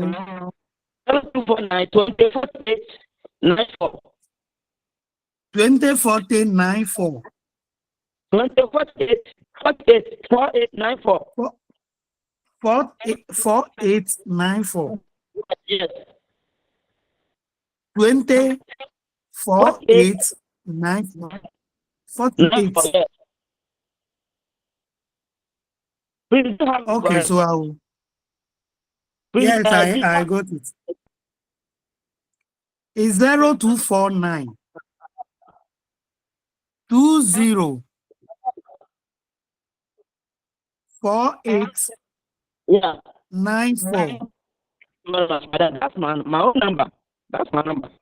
Thank you. Thank you. Let me just send it to you. Yeah.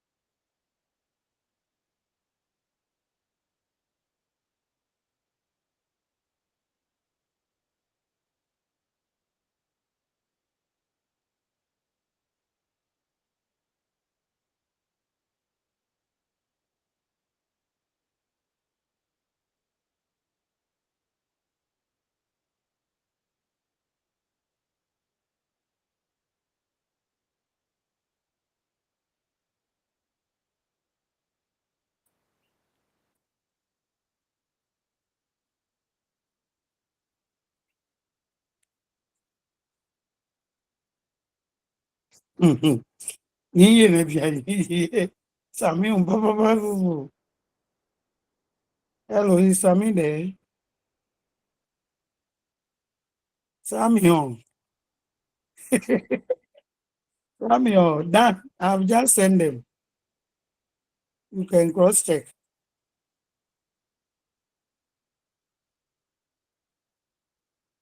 Mr. Lejuka Brown, are you there? Attention, aim, fire. Oh, oh, it's not here.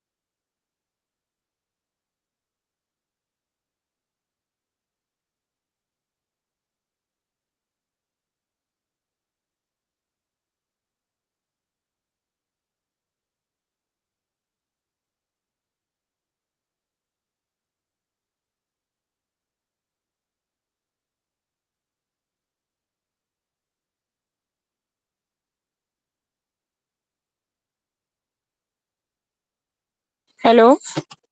Are we on break? Yeah, we are on break. We are on We'll break. come back. Yes, we'll come back at 2:20. 2:20. Oh, okay. Thank you.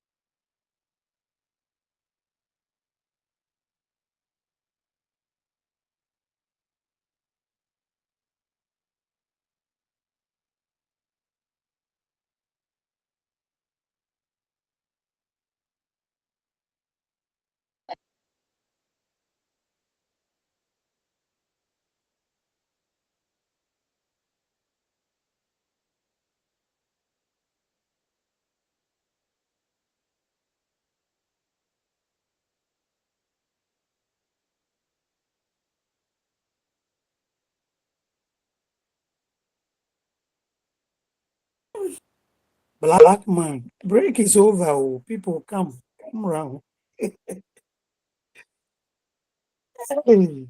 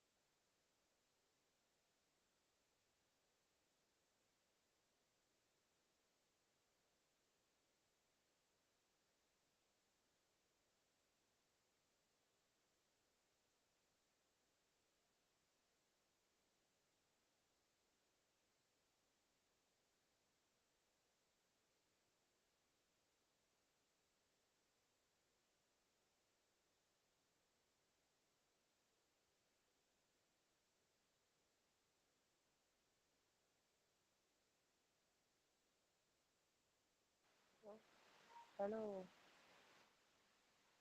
Hello.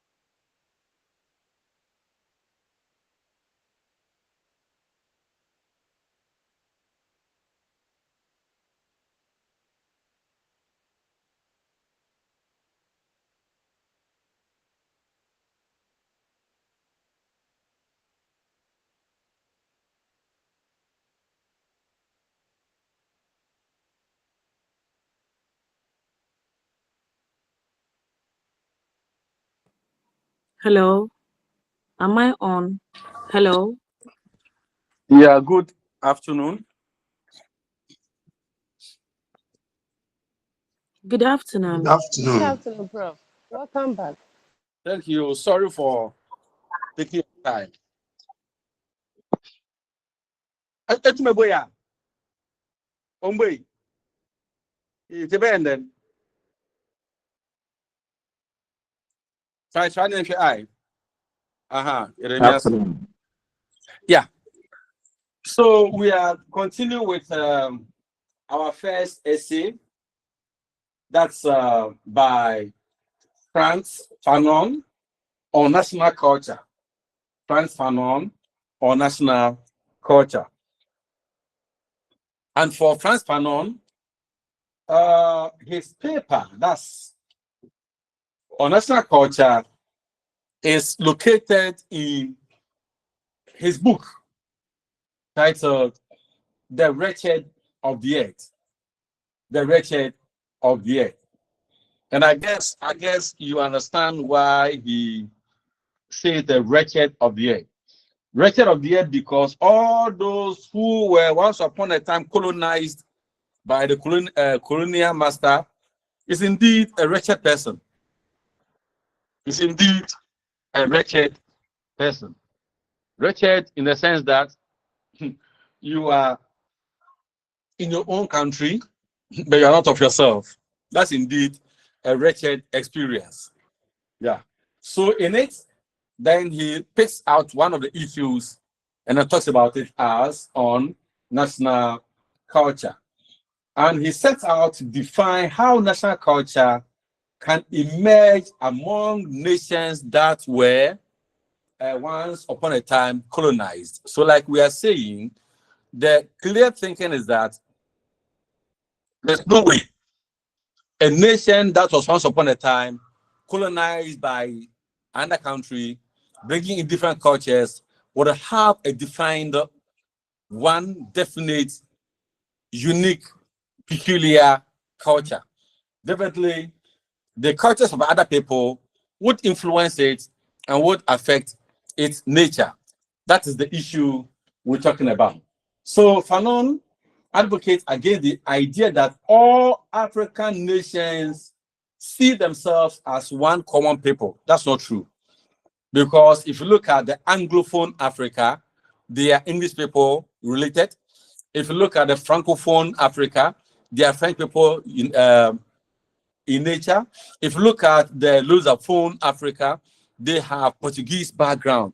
And even if you come to a place like Ghana, where we see ourselves as English people, we have Fantis, we have Gans, we have Ebes, we have Frafres, we have Dagombes, we have Mampusis, and so on. So it's a common idea, or it's a wrong idea for us all to look at the view that we have. And I stand to say that that thing that we call Ghanaian culture is wrong. For me, it's wrong to describe any of our cultures as Ghanaian. For me, it's very wrong. Because is the Ghanaian culture the Ewe culture? Is it the Ashanti culture? Is it the Hausa culture? Which culture do we call Ghanaian culture? Right? These are issues that I grapple with. So I prefer saying the fancy culture of Ghanaians or something, the Ewe culture among Ghanaians. That's fine. But to label it Ghanaian culture when we know that we are not all Ghanaians, or we are Ghanaian but of different cultures, for me, that's a crucial thing we need to look at. And that's what Fanon says. He presents that a national culture will rather be built by the individual nations who were once colonized, for that will give them the material grounds of resistance of the people against colonial domination. If you look at the Ghanaian history, once upon a time, we have people called Fantis setting themselves up and forming associations that they call a Fanti Confederation. Those are now associations called Aborigines Right Protection Society, right? All these are views. All these are views that specific people are trying to identify themselves as specific. So we come to look at the Ashantis. And also have one, because we are told that in the political history of Ashantis, they had this is the UP party, it's for Ashantis. You go into it, it's purely Ashantis. Then we have NPP, Northern People's Party. It's also for the people of the North. So Fanon says that the various cultures should come up with their unique cultures, and by that fight against colonialism, fight against any imperialism. So it's not wrong when we saw Yas Antua leading the Ashantis to fight against the colonial element in 1900 to 1901 in Soro. So, establishing this idea, Fanon brings up the idea of colonized intellectuals. The idea of colonized intellectuals. Now, the colonized intellectuals are the people who are themselves Africans, Ghanaians, Nigerians, Ashantis, and then the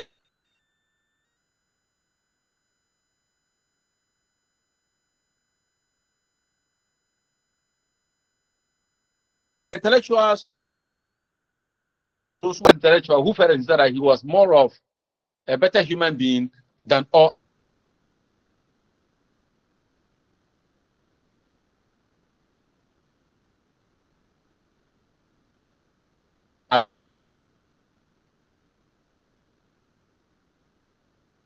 To say that, yes, we are all one.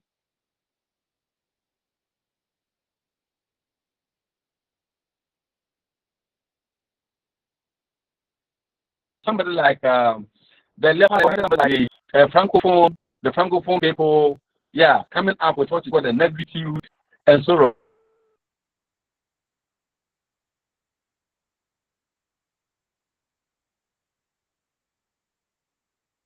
Africans want to look at themselves as one, but that is not how you are different. Right. So in what we call black culture,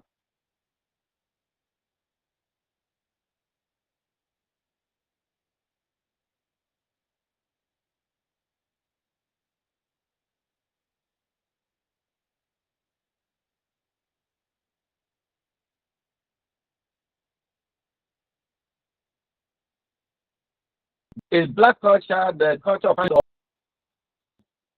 Fanon said that's very dangerous. So for him, to fight for national liberation is to fight for the terrain where a unique culture can grow.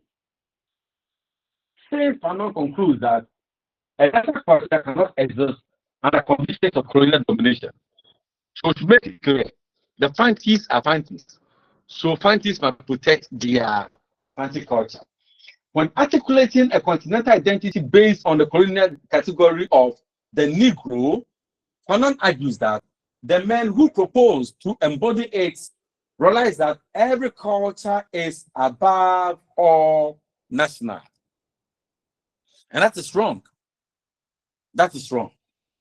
So instead of a culture, the intellectuals emphasize tradition, customs, cliches, because such desires form a nation's pre-colonial history and marks an important turning point in the colonial intellectuals' quest to reject, normalize Eurocentrism or colonial thoughts. Let me take it again. The idea I am mentioning here is that before the colonial masters came,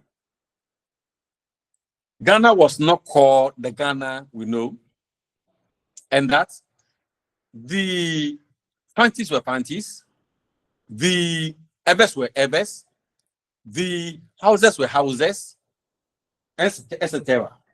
So therefore, if we are able to identify the Ever culture, Ever tradition, Ever customs, and we stick to it, then we identify ourselves in the olden days before the white man came. So we reorganize ourselves again. And then we become potent enough. We become strong enough. We become unified enough to reject any idea that seeks to normalize, seeks to say that, oh, the white man's view is good. So if scientists will come out and say that we hate anything, this is what makes us the scientists. And anything that does not sit within this to make us scientists, we reject it. And they go to the scientists and they say the same thing. And scientists say the same thing. The white man will go to Gans and Gans will say, hey, this is what defines us. We don't like yours. By that, we'll be dismissing them one by one. But if we attempt to give that holistic idea that, oh, this is what we are, and then we stand by this is what we are, it becomes very easy for them to manipulate and introduce new ideas into us. I don't believe that nationality can be promoted through elevating and promoting the indigenous culture, the indigenous national culture, the Fanti culture, the Ever culture, and so on and so forth. Ladies and gentlemen, in discussing all this, we also want to be aware of the negatives that these come with. For example, we know that once upon a time, Ghana wanted to have a common language. And because of these traditional or the differences, whose language are we going to pick? Is it the Fanti language that we're going to make national language? Or the Ever language that want to make the national language of Ghana? Which one? That also came with its own challenges. Right.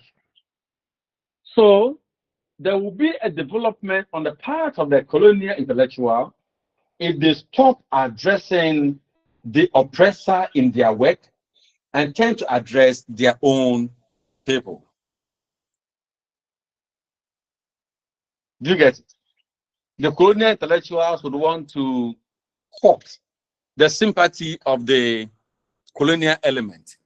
They want to pretend that the colonial element is so powerful, so you have to beg him and do those. So they address him in a way sometimes, though in those addresses, sometimes they attack them, right? They attack them. But he's saying that stop it and talk to your people. It's like your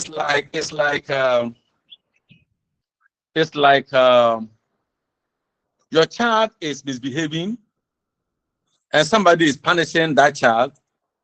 And instead of you speaking to your child, for your child to stop misbehaving, so the one punishing him will stop, you end up speaking to the one punishing your child, and you leave your child. And you know, this will never stop the kind of antagonism that exists between your child and that person. Right. So he's saying that stop addressing the colonial elements and then address your own people. So for now, national questions closely linked to the struggles for the nation itself. the act of living and engaging with the present reality that gives us, and this can best be summarized in Fanon's idea of replacing the concept by muzzle. Replacing the concept by muzzle. By muzzle means that showing strength. You know, if we say that all Ghanaians want to fight the colonial master, we are showing muzzles, but that will not help. So take it bit by bit. Let the fancy do this.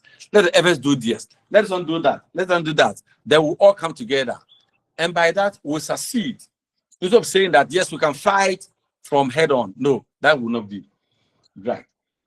So the struggle for national culture induces a break within the inferior status that was imposed on the nation by the colonization process, which in turn produces a national conscience, and this national conscience, born of the struggle waged by the people, represent the highest form of national culture. One, until the white man came, we were not of the country we have now. So now we have this country as we have it now. Then the idea is that a group of people from somewhere have been put together. So when we are fighting a common interest, let these small groups regroup, take on themselves, achieve what they can achieve. So when we achieve the small bits and put them together, then we have the collective achievement. That's what he's saying. Now he concludes that through this process, the liberated nation emerges as an equal player on the international stage, where an international conscience can discover and promote a sense of universalizing value. When you have done those bits and bits and put it together, then they come to Ghana and they realize that the Fantis speak the same way as the Ashantis. The Ebers are also in the same view. They're so the same, so we cannot go. So then we universalize our little views here, and we're able to promote our common interests. That is what Fanon says. I don't know if we have questions to ask on Fanon.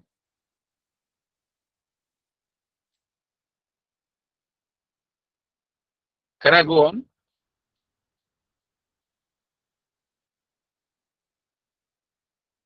Hello, are you with me? Yes, Prof. Yes, Prof. Yes, Prof. So can I go on? Yes, Yes. please. Yes, sir. Yes, please. We should go on. So if there's any question, we raise up our hands and then we come in. All right. So the next person we are looking at is Fumi Baba. Fumi Baba's paper is titled "Of Mimicry and Man: The Ambivalence of Colonial Discourse." Of mimicry and man, the ambivalence of colonial discourse. Mimicry, who understand the word mimicry? What the meaning of mimicry? What's the meaning of mimicry?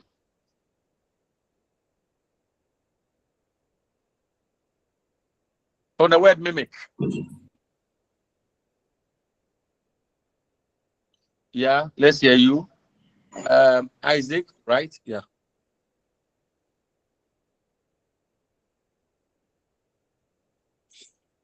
Isaac, let's hear you. There is Janet. My Let's phone hear is off, so I'm using a different device. Please, mimic means to imitate somebody.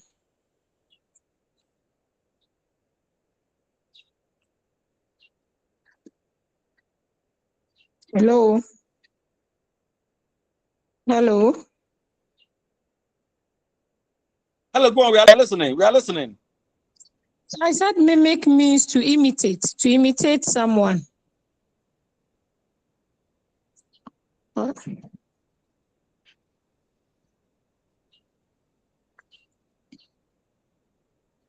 What here?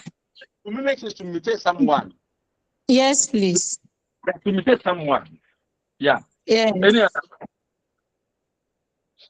I think Mark, your hand was up, right? I think it's exactly what I wanted to say, to copy or imitate what one does. All right. But then in this idea of mimicry,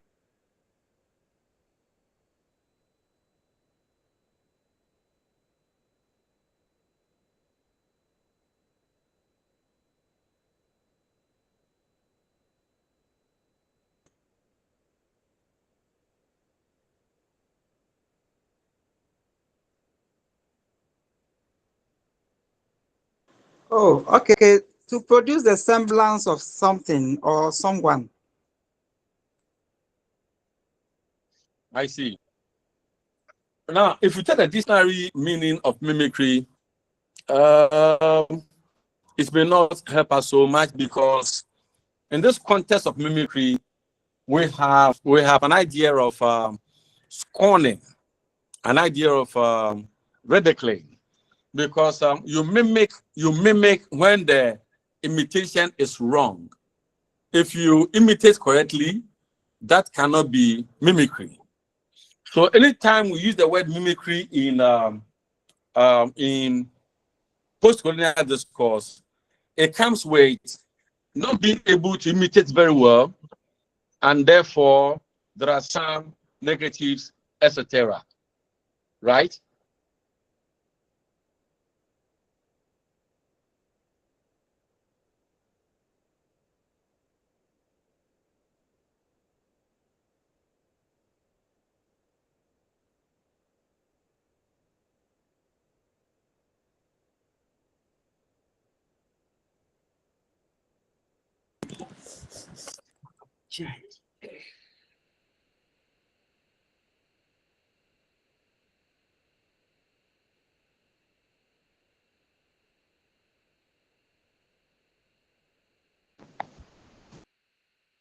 Hello, please.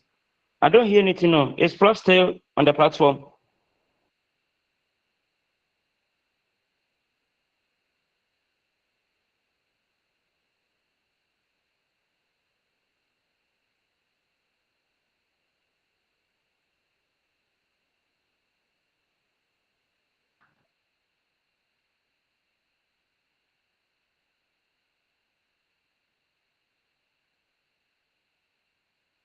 Okay. Oh, Matu.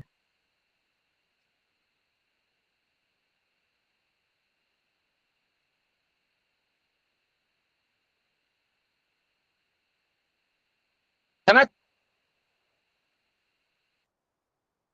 Are we safe? Yes, you are. Can I continue? Yes, Prof. Yes, Yes, please. sir. You can.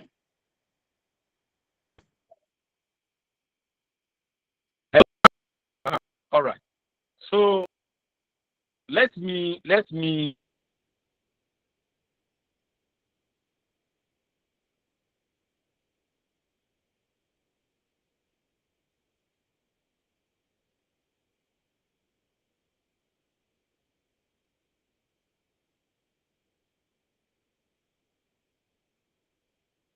it's what we call mimicry. So let's of post-colonial discourse.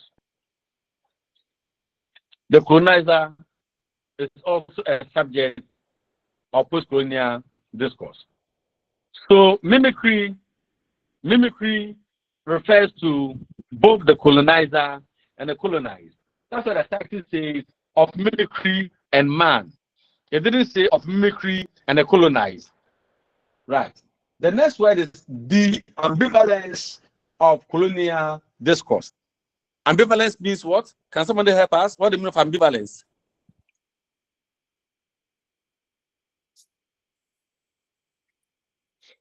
Any idea on what ambivalence means?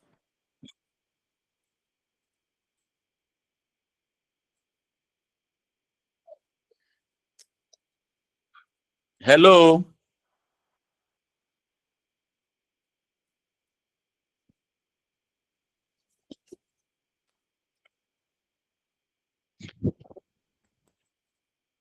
Hello? Are you with me or you are gone? Sir, we are with you, sir. Prof, we are Yeah, here. yeah. I want to know the meaning of ambivalence.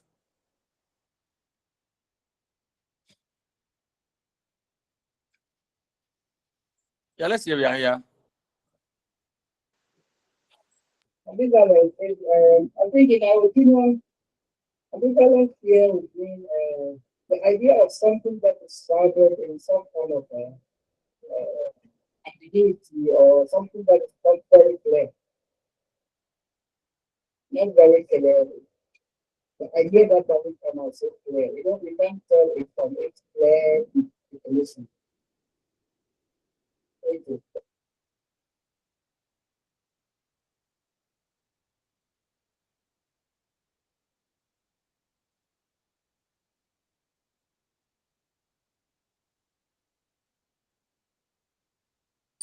Hello, Prof.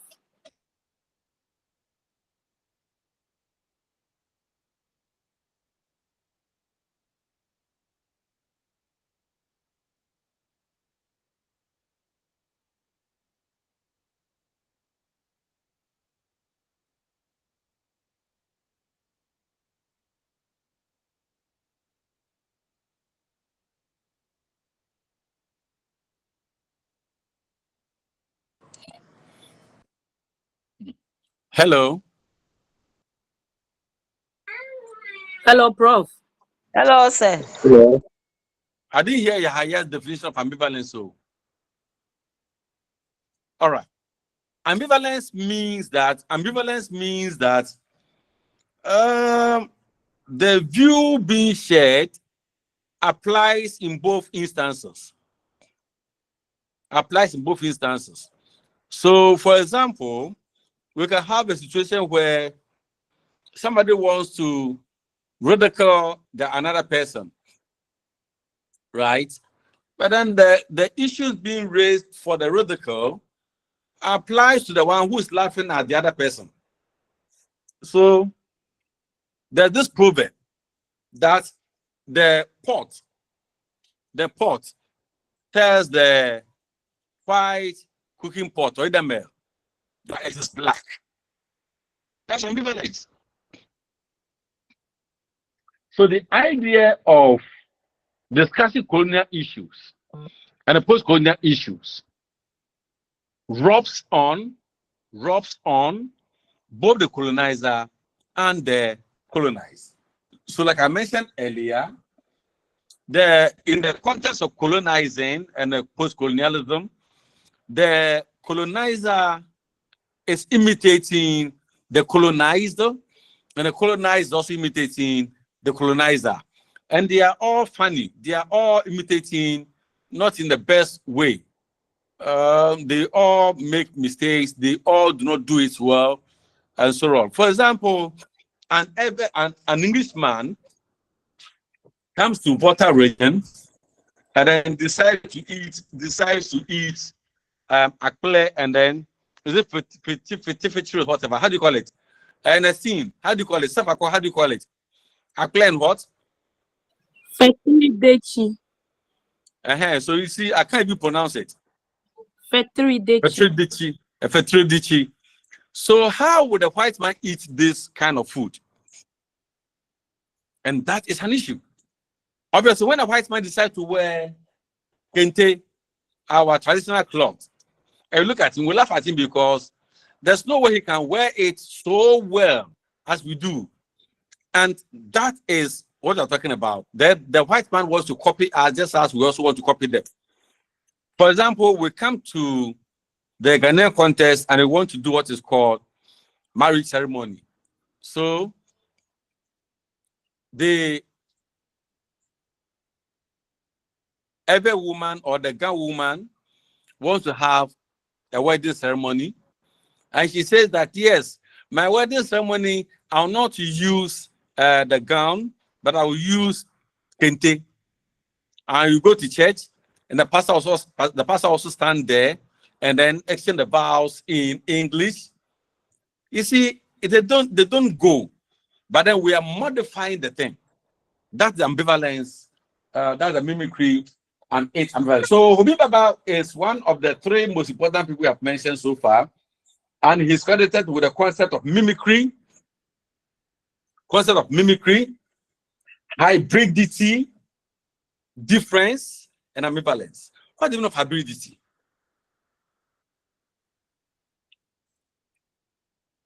Can someone help us? What the meaning of hybridity?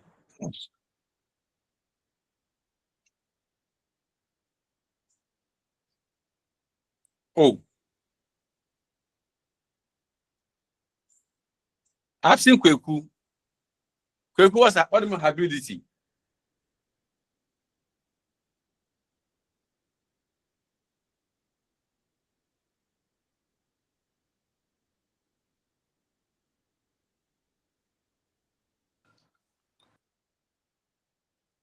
Abdul Salam. What the meaning of hybridity? Yeah, understand. Let's. Hello, Prof. Having elements of Thank you the for two, offering too.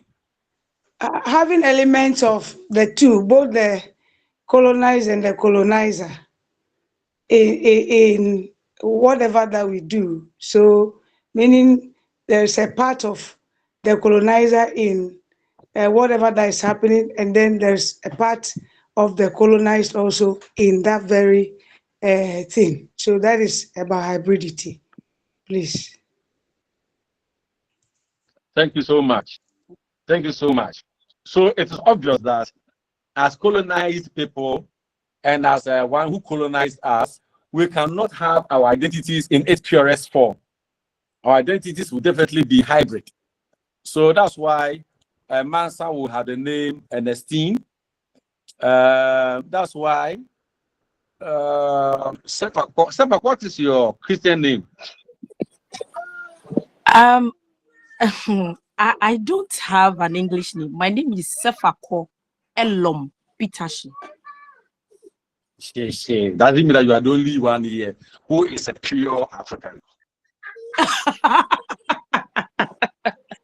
I'm jealous too. Yeah, that's the name of a human being.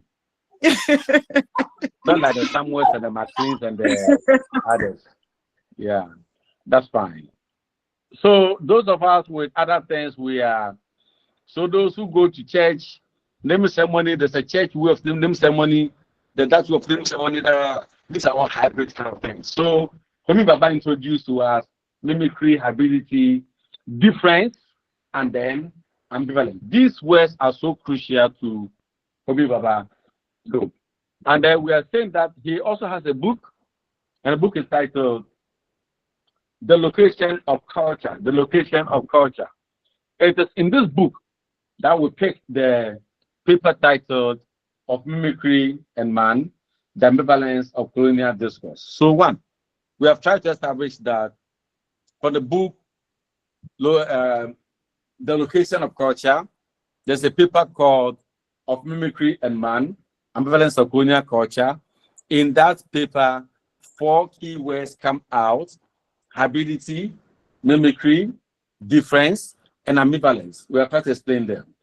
And then we're also saying that Homi Baba in the paper tries to put out clearly that the issue of imitation does not come only to the colonized, but the colonizer is also also imitates. And in doing that, he ends up being ridiculed. He ends up being ridiculed because he doesn't. And that any attempt to discuss a colonial issue, post-colonial issue, it affects everyone, both the colonizer and the colonized. So one of the most read essays which exposes the intention of the West towards the East and others is this paper, because Homi Baba's focus is not on Africa. His focus is on the East, that the Indians and those people, and then how the West, as in America and the Britain, look at the Indians. That's the focus of that. So in this essay, Baba lays out his concept of mimicry, as I've mentioned, and his essential argument is that mimicry can become 1, unintentional, 2, subversive. Subversive means ridiculed. Though the colonized, in the process of mimicry, rarely realizes he's undermining the powerful system enacted by the colonizer.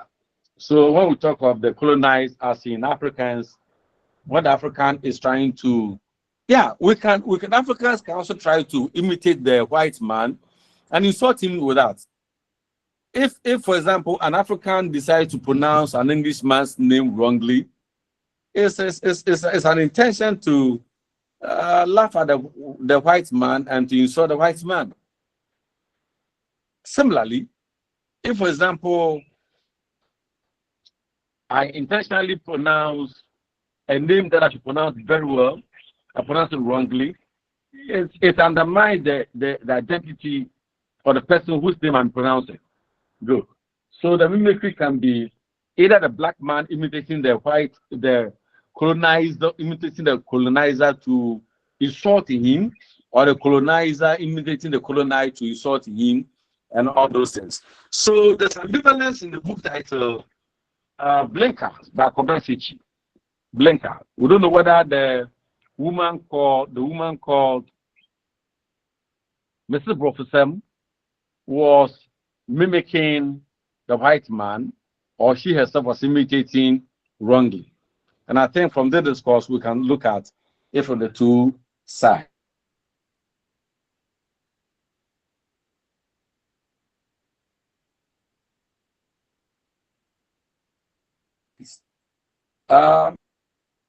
Colonial power and knowledge.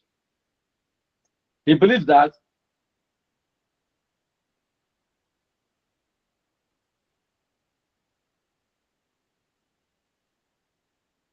we can pretend to be sure, we can pretend to also ridicule. So he presents that mimicry comes with it.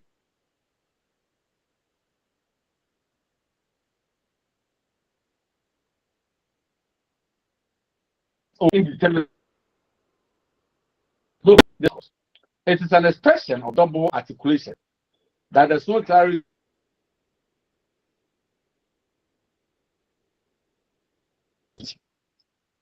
Whether it's for something good or something bad.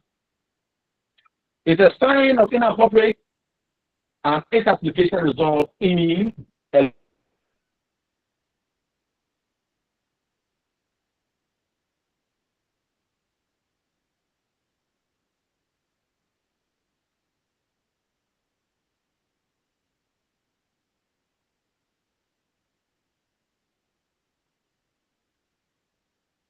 not mimic it. Colonize. I'm saying that it can also be the other way around. That the colonized can use it to also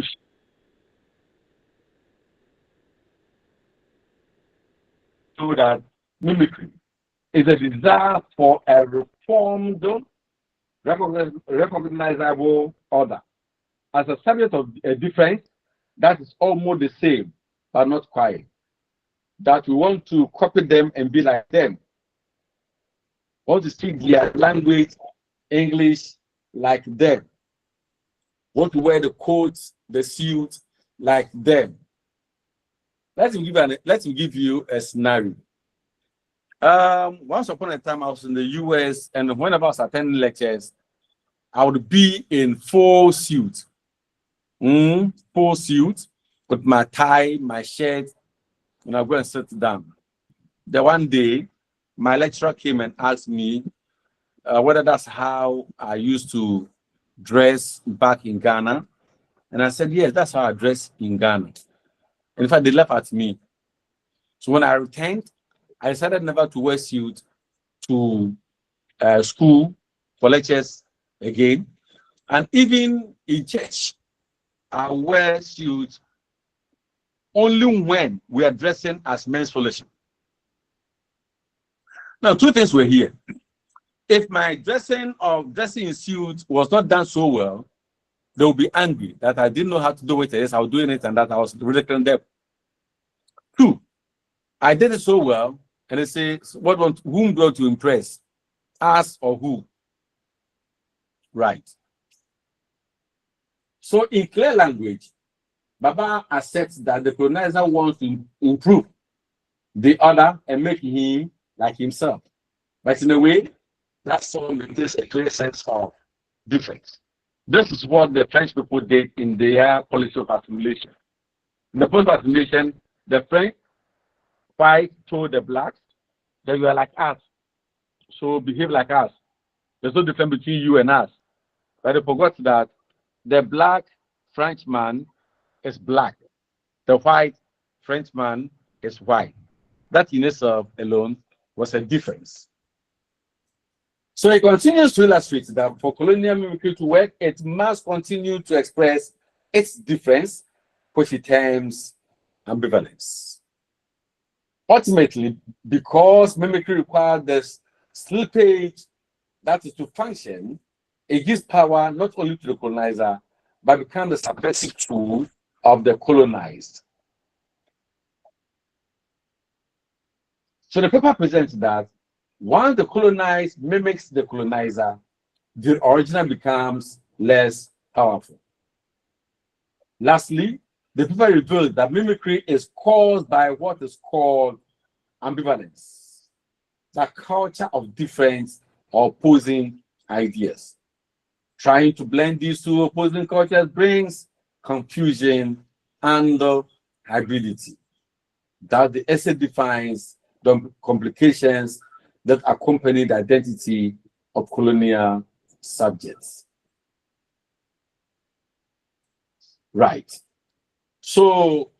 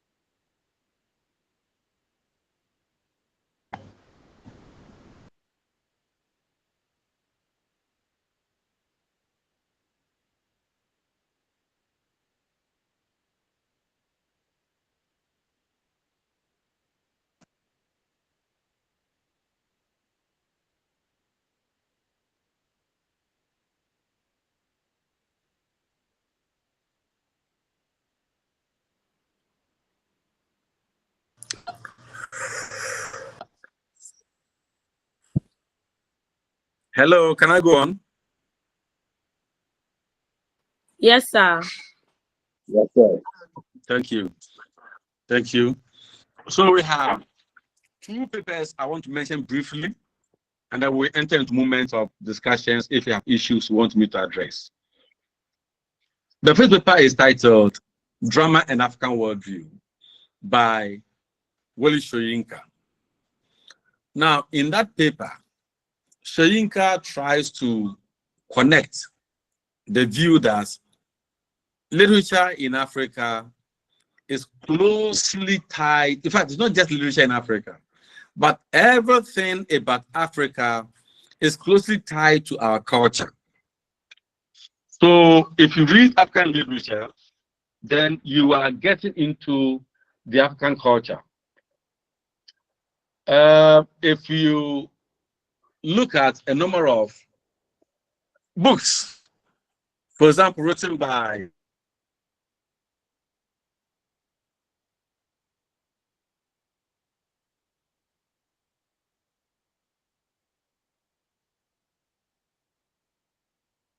text, we get into one of the dramatic performances in Africa. And that dramatic performance has to do with marriage. But not just marriage, three things are there.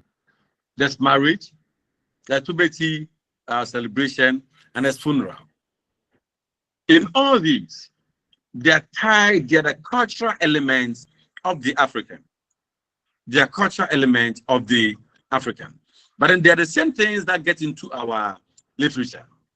So you cannot talk about African literature without linking it to our culture. So the first thing that he says distinguishes the African literature from European literature, American literature, is that the African literature is closely linked to the culture of the people. And since our culture, since our rituals are different from European rituals, there's no way we can universalize our culture with that of Europeans. We can't do that.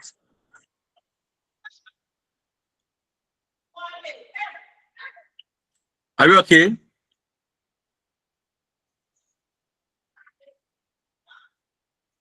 Hello? Are you with me? Yes, Yes, please. We are. yes, we are okay. Yes, sir, Prof. We are with you. Good.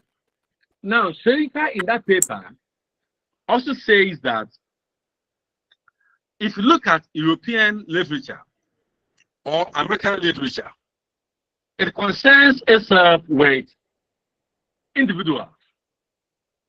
So you can look at Shakespeare's play, and the play is entirely about a man called Julius Caesar, or Macbeth, or Hero and Benedict, or about Romeo and Juliet.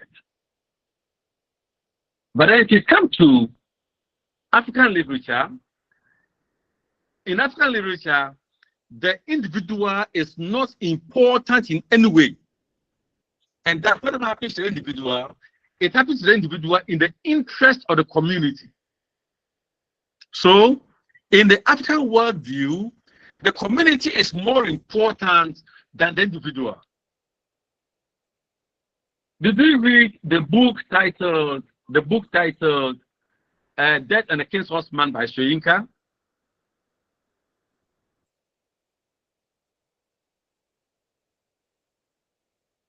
Hello? Yes, Oh, please. did you read that book? Yes, sir. Thank you. And you realize that in that book, our interest in that book had nothing to do with Ellison. But I wanted to see how we could use Ellison's death for the good of the society. It was not about Ellison, it was about the collective interest of the society. So therefore, in African literature, the individual is not important. The most important entity in African literature is the society. And that the individual is only an instrument to promote the interest of the society. That's one thing that Soyinka puts forward in that paper titled Drama in African Worldview. 3, he says that African literature is different from European literature because in African literature, even the language that we use is situated in the traditional culture of African. Don't forget, I mentioned to you earlier that the man Achebe, in writing his book titled Things Fall Apart, he wrote it in English. But the kind of English that he presented in that book is not the European English we know, but it is an Africanized English. In that, the English that he speaks in that book is full of our proverbs. It expresses our ideas. It shows our culture. In some cases, he even uses our own words. In the book titled Death and the King's Horseman, you realize that it has nothing to do with European culture. Because when the African used the mask, the European elements in the book did not understand this mask.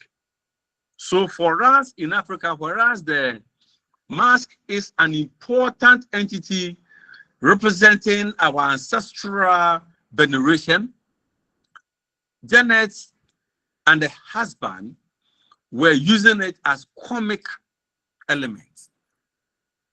And people were very angry. become very angry.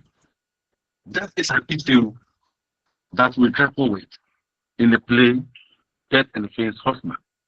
And it fits with Schrader's view that the African literature can never be the same as the European, Eurocentric literature. And that they are very different. They're very, very different. Because the worldview of our literature that he calls drama links with our collective African worldview.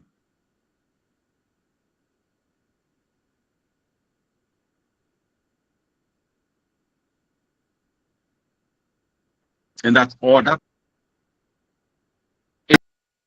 Shoyinka tries to link the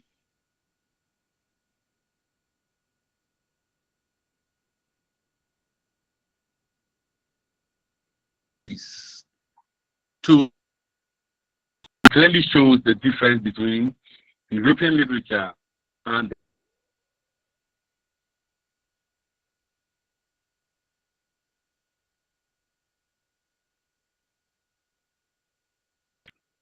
Chinua. Now, Chinua Achebe also writes in the paper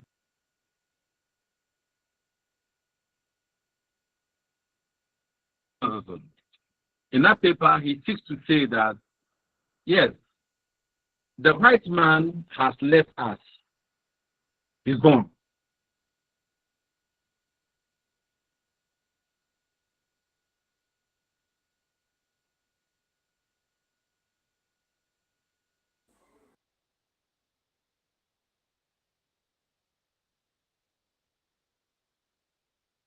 The white man learned his lesson so well that he can also now express himself.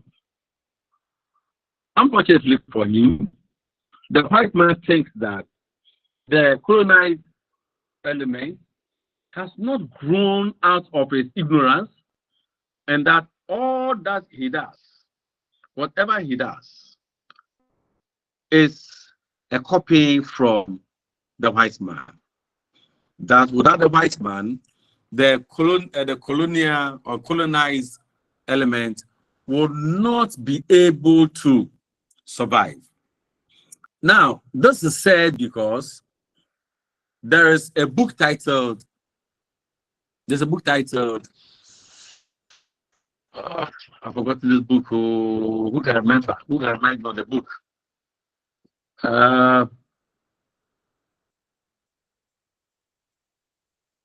I'll remember it. Don't worry.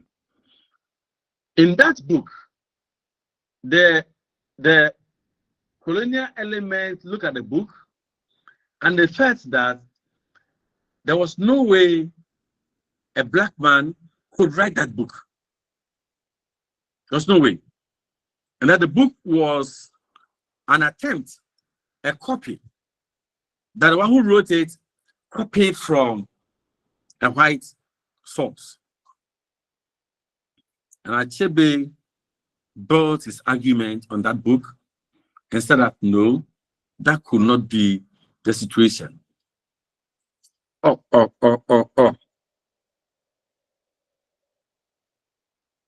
Please, those who read around, can you please remind me of that book? There's a book that they say it was an imitation. It was a copying material.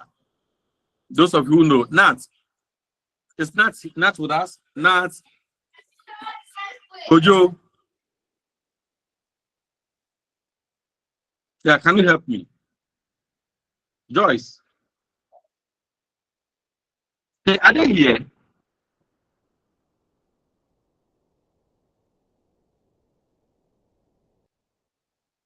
Oh.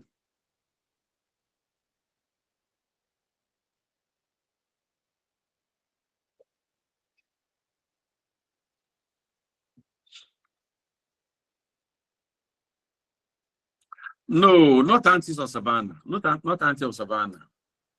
Not auntie of Savannah. No, no, dear blood, no, dear blood, please. No, dear blood. It's one of the title seems to be coming and it goes away. It's one of the earliest writings. It is a novel. No, no, no, no, no, no, no, no. Hmm. I'll try and remember it and then put it on a platform for you. Oh, I'm forgot we don't even have a platform. Yeah. So Achebe contends that the criticism that the African writer must always see himself as a younger brother to the European writer, is wrong, and that the African writer has come of age to be able to write and write adequately of himself. Yeah, he can write and write adequately of himself. Achebe even goes ahead to include some of the things that Soyinka has mentioned in his paper, Drum and African Worldview. Achebe also says that the African does not write as the European, and that the African writes as an African, reflecting their NFT. Prof, please, I'm trying to search. Is it from a crooked rib? Pardon?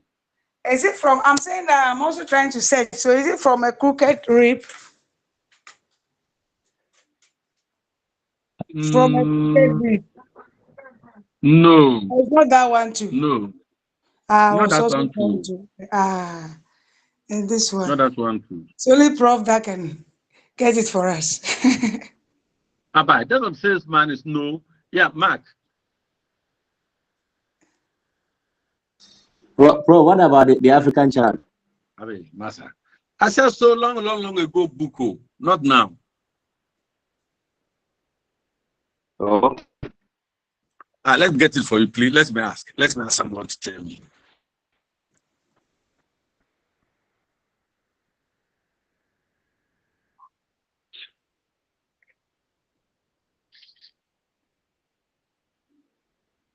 Let me ask someone. I'll get back to you now.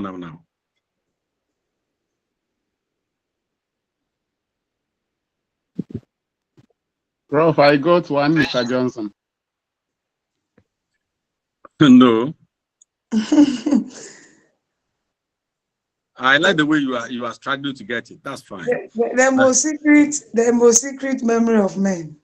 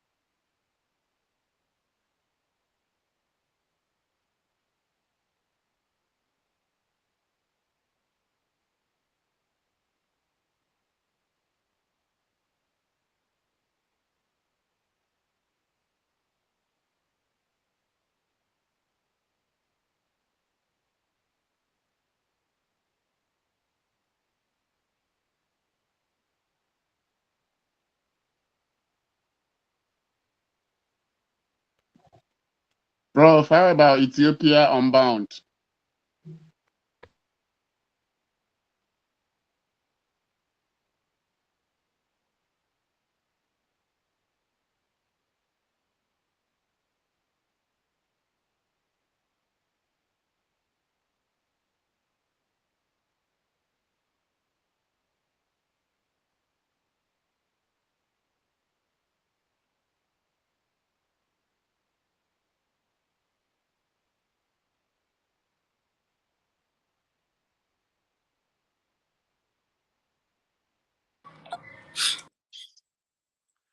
All right, let's go on. It's will come. I've called two people. I couldn't get them. They'll tell me and I'll share with you.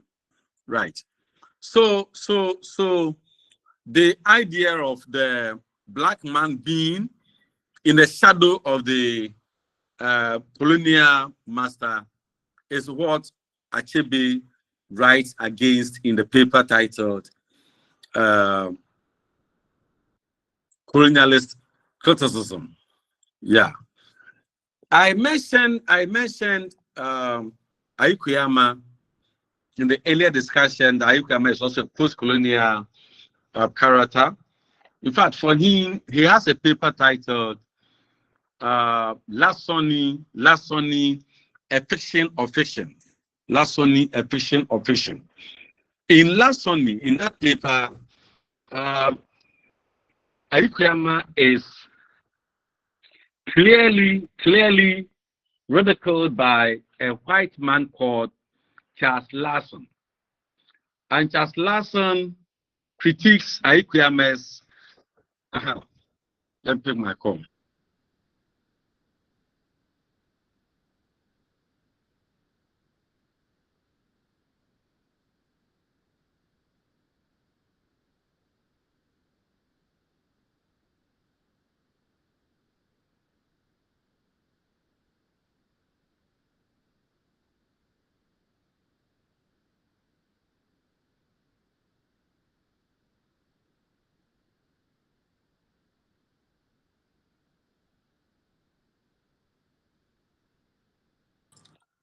Yeah, hello, I've got a book. Can I tell you?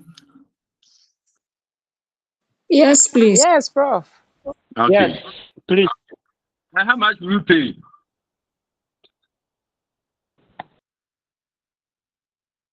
All right. The title is Heart of Darkness. Heart of Darkness. Heart of Darkness. Yeah, that's the book. That's the elements think that it was an imitation. There was no way an African, that book can be written by somebody like that. In fact, in that book, there are so many issues that we can raise. There are so many issues that we can raise in that book.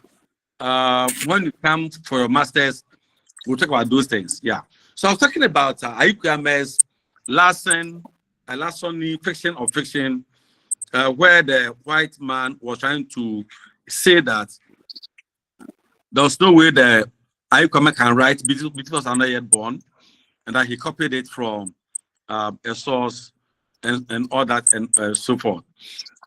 The criticism here is that yes, we know Ayukuyama, Achebe, Soyinka, Awono, and the rest, they all studied in Europe.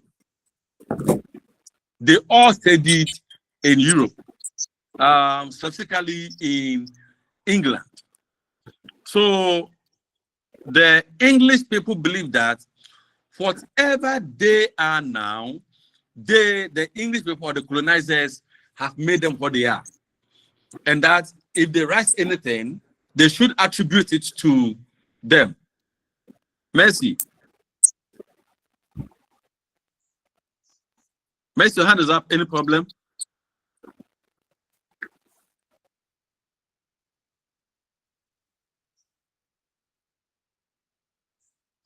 All right. Can I go on, please?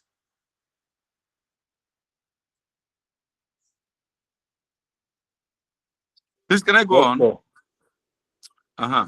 Mercy's hand is up, but I think she's not on the online. Maybe she's not aware of that. So I was saying that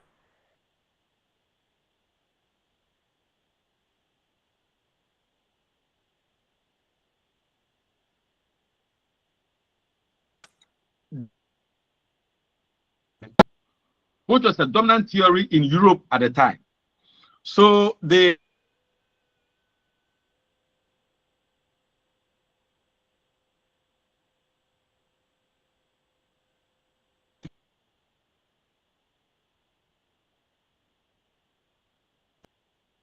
discussions we have in colonialist criticism and the last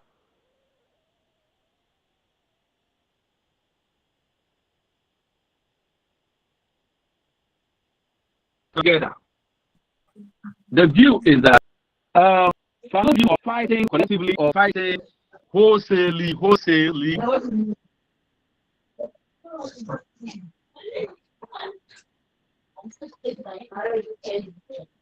the broad is not good and we should fight it collectively. I can't be wrong. And that if these views are taken from individual perspectives,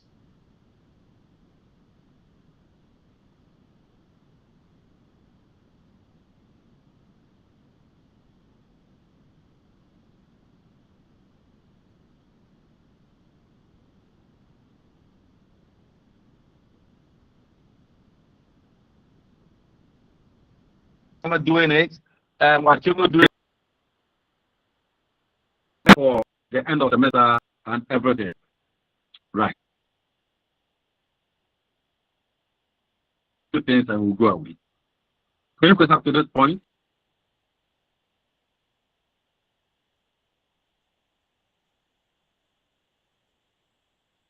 All right. If there are no questions, can I share with you what I have? So, one. Yeah, someone else hear you. Yes, please, sir. I am asking whether we have some books recommended for us to read for this particular block. And also, secondly, I want to know if you finish with the lessons on the unit of this course. If you have not to, can you give us the address? Thank you very much.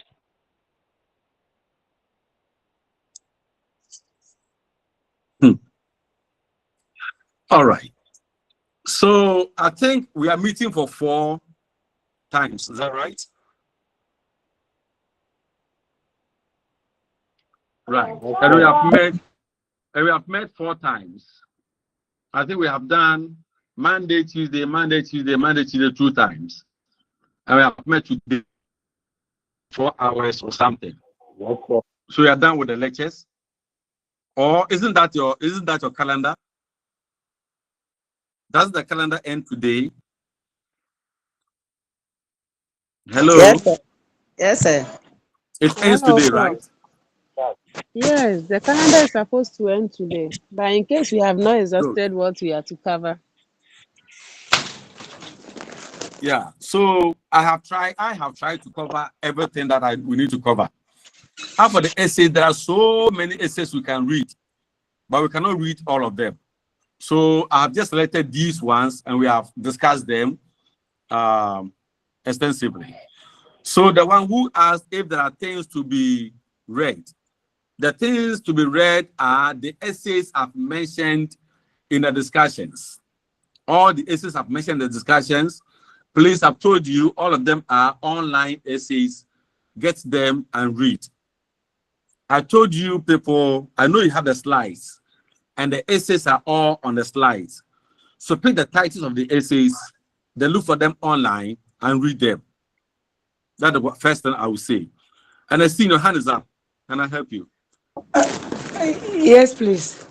Please, I've seen something in the model concerning post-colonialism, one closed compound, and then the other one open compound. I'm not using the module to teach.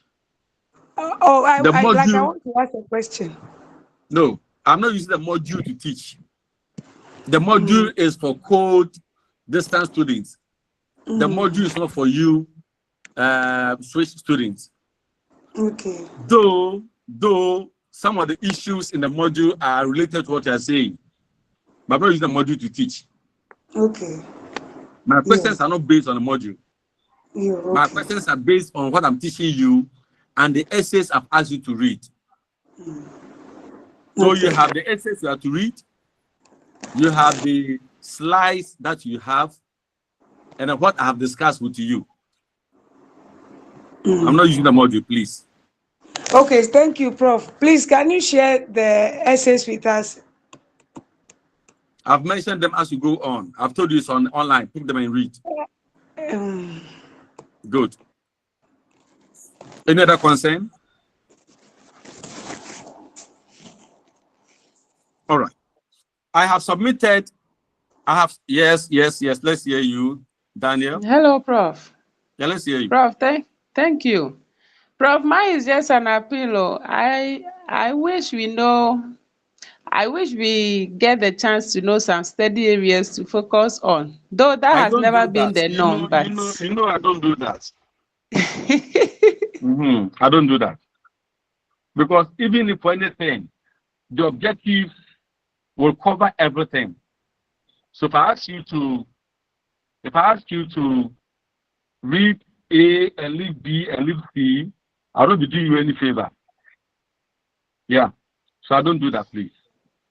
Then all right. somebody Thank says, you. as you share the course outline, I told you to add me to your platform so I can share the course outline with you. It has not been done. So how am I going to share the course outline? In any case, all the essays are on the slides. On the slide, the essays are on the slides. Now I've mentioned them. So pick the essays and read them. Good. Now I have set my questions, and then they said you're going to do 2020. So I've said 40 objective questions covering all the things we have discussed. All the things we have discussed. Some of them in detail from the essays. Some of them from the slides. Some of them from the discussions and examples I've mentioned. Yeah, 40 objective questions for your assessment. Then for the end of semester, we have two sections. Section A is made up of two parts. I have 10 questions objectives, 10 questions objectives from the things we have discussed. And then 5 questions, 2 marks each, that you provide short answers. You provide short answers. So that will make up for the 20 marks objectives. Then for the essays, we have 4 essays. We have 4 essays. Now, the 4 essays, they are set in such a way that you need at least 2 essays to be able to discuss an issue. So, for example, if we pick an issue on tradition, you need at least 2 of the essays on tradition, such as T.S. Eliot, Toni Morrison, the Truth of Morrison's, to discuss the essays on tradition. If you pick an essay on feminism, of course, you need an essay from Virginia Woolf. You need to understand Andian Rich. You need to understand Carbon Davis, as we have discussed today, to be able to argue issues out in feminism. If you have issues on post-colonial theory, of course, you need to understand Fanon. You need to understand maybe Homi Baba. You need to understand maybe Achebe or Shoyinka to do that. If we have the issue of universalism, of course, Shakespeare, Samuel Johnson talks about universalism, right? Fanon talks about universalism in the negative. Shoyinka talks about universalism, and so on. So in the 4 essays that we have that you're going to answer 2 questions each. You will need at least 2 essays in each instance to be able to understand very well.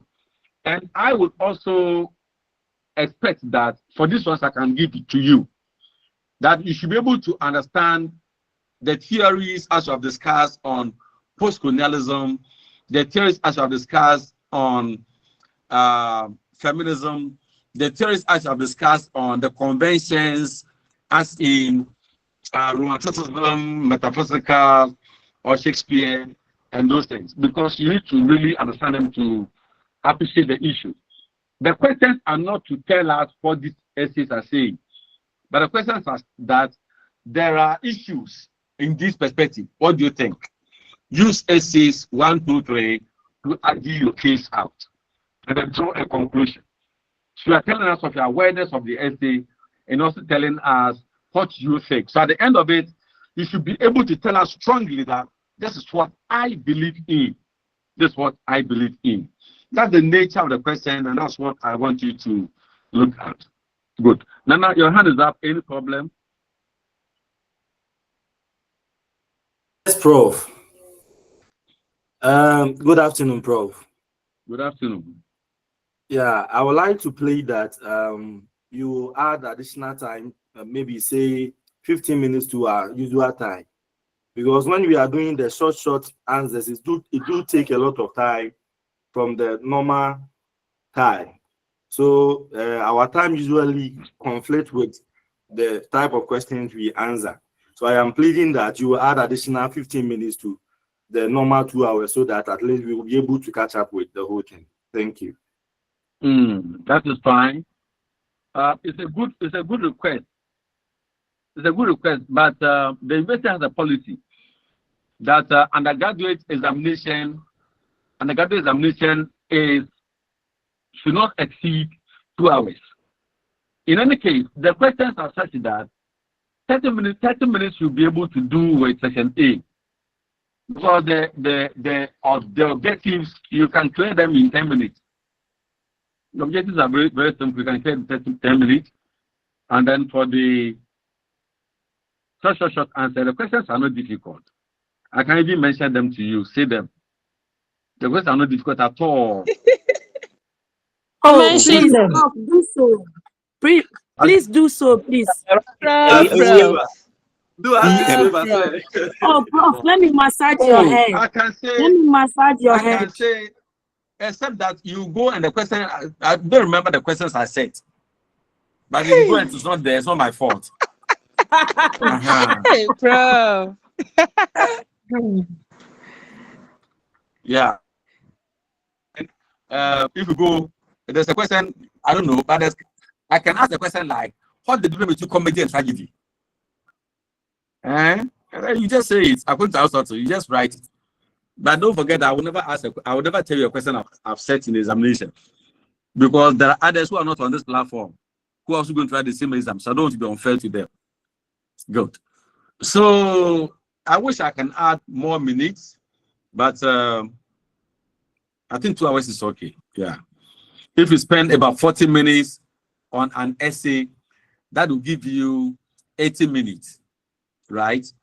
So, and you read over it, 10 minutes, that gives you 90 minutes. And you have 20 minutes to do, 30 minutes to do the objective. That is fine. You don't stress yourself so much. Just write it. And I want examples. So please, just as in my teaching, I was citing examples, you to give me examples. And I've mentioned a book that you have read already. And the book is titled Changes by Amatedu. Is a good example you can use. Pepper Hibiscus is a good example you can use. I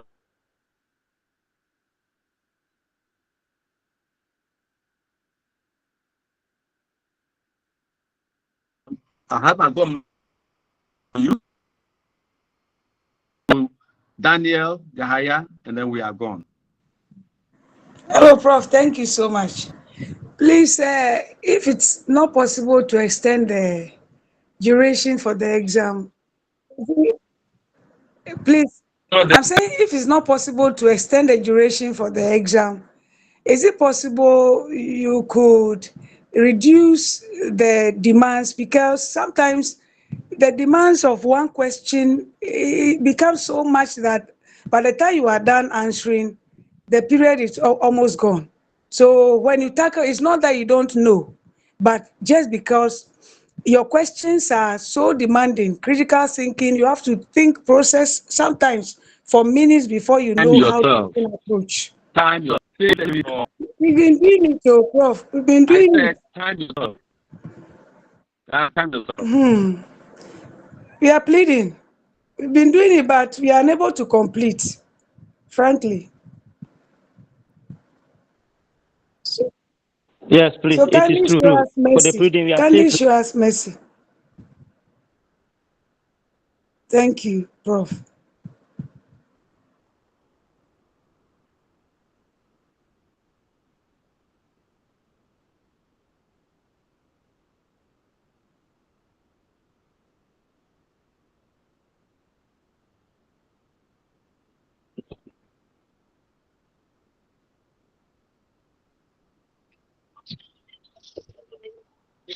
Yeah, do they take section A from you before section B? Hello. Prof, please, we didn't hear you. It seems you went off. Please. Yeah, I'm asking. I said, do they take section A from you before you start section B? No, please. No, Uh-huh. everything. So you can start your section B before section A. And what you don't know is that there are some issues in section A that you can use to answer section B. Yes, but Uh-huh. the one which is the subjective part as part of Yeah. paper one takes our time. Mhm. That's from number 11 or so. It takes our time a lot. I'm not expecting to write plenty. If you write plenty, you're wasting your time. It's too much.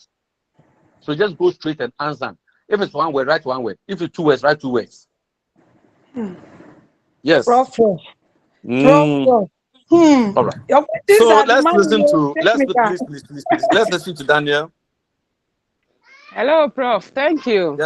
Yeah, let's hear you. So, Prof, I just want to seek a clarification that do we, from the way we answer the questions, most especially the subjective, do we write too much? Because that's why it seems the time is never enough for us. I Yeah, can't remember being able to read over what I've written fully. Because so at times you are even struggling so with the time. so So do we write too time much? time yourself. Time yourself 30 minutes for section A, 45 minutes each for the 2 questions in section B. You'll be okay. All right. So on so well, and thank you for the interaction. We shall meet some other time. Good afternoon. Thank Good you very afternoon, much. Prof. It's been Good nice afternoon. having you as our Thank lecturer. you. We thank God. I don't do that. That is not any sensible question.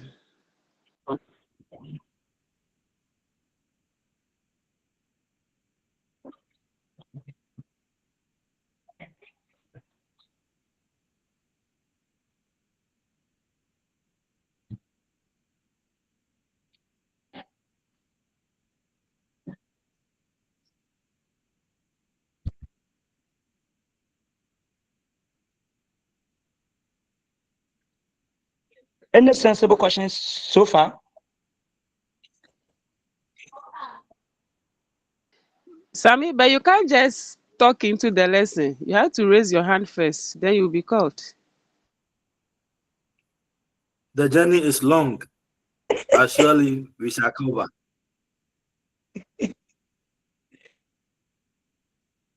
You should surely raise your hand.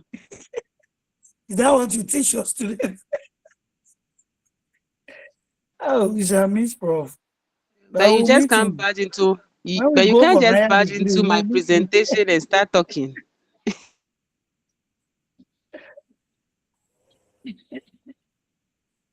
Yeah. Prof. Me. When we go for So higher you see, degree, I we'll didn't show meet your. him. But he's good, though. He's good, Papa.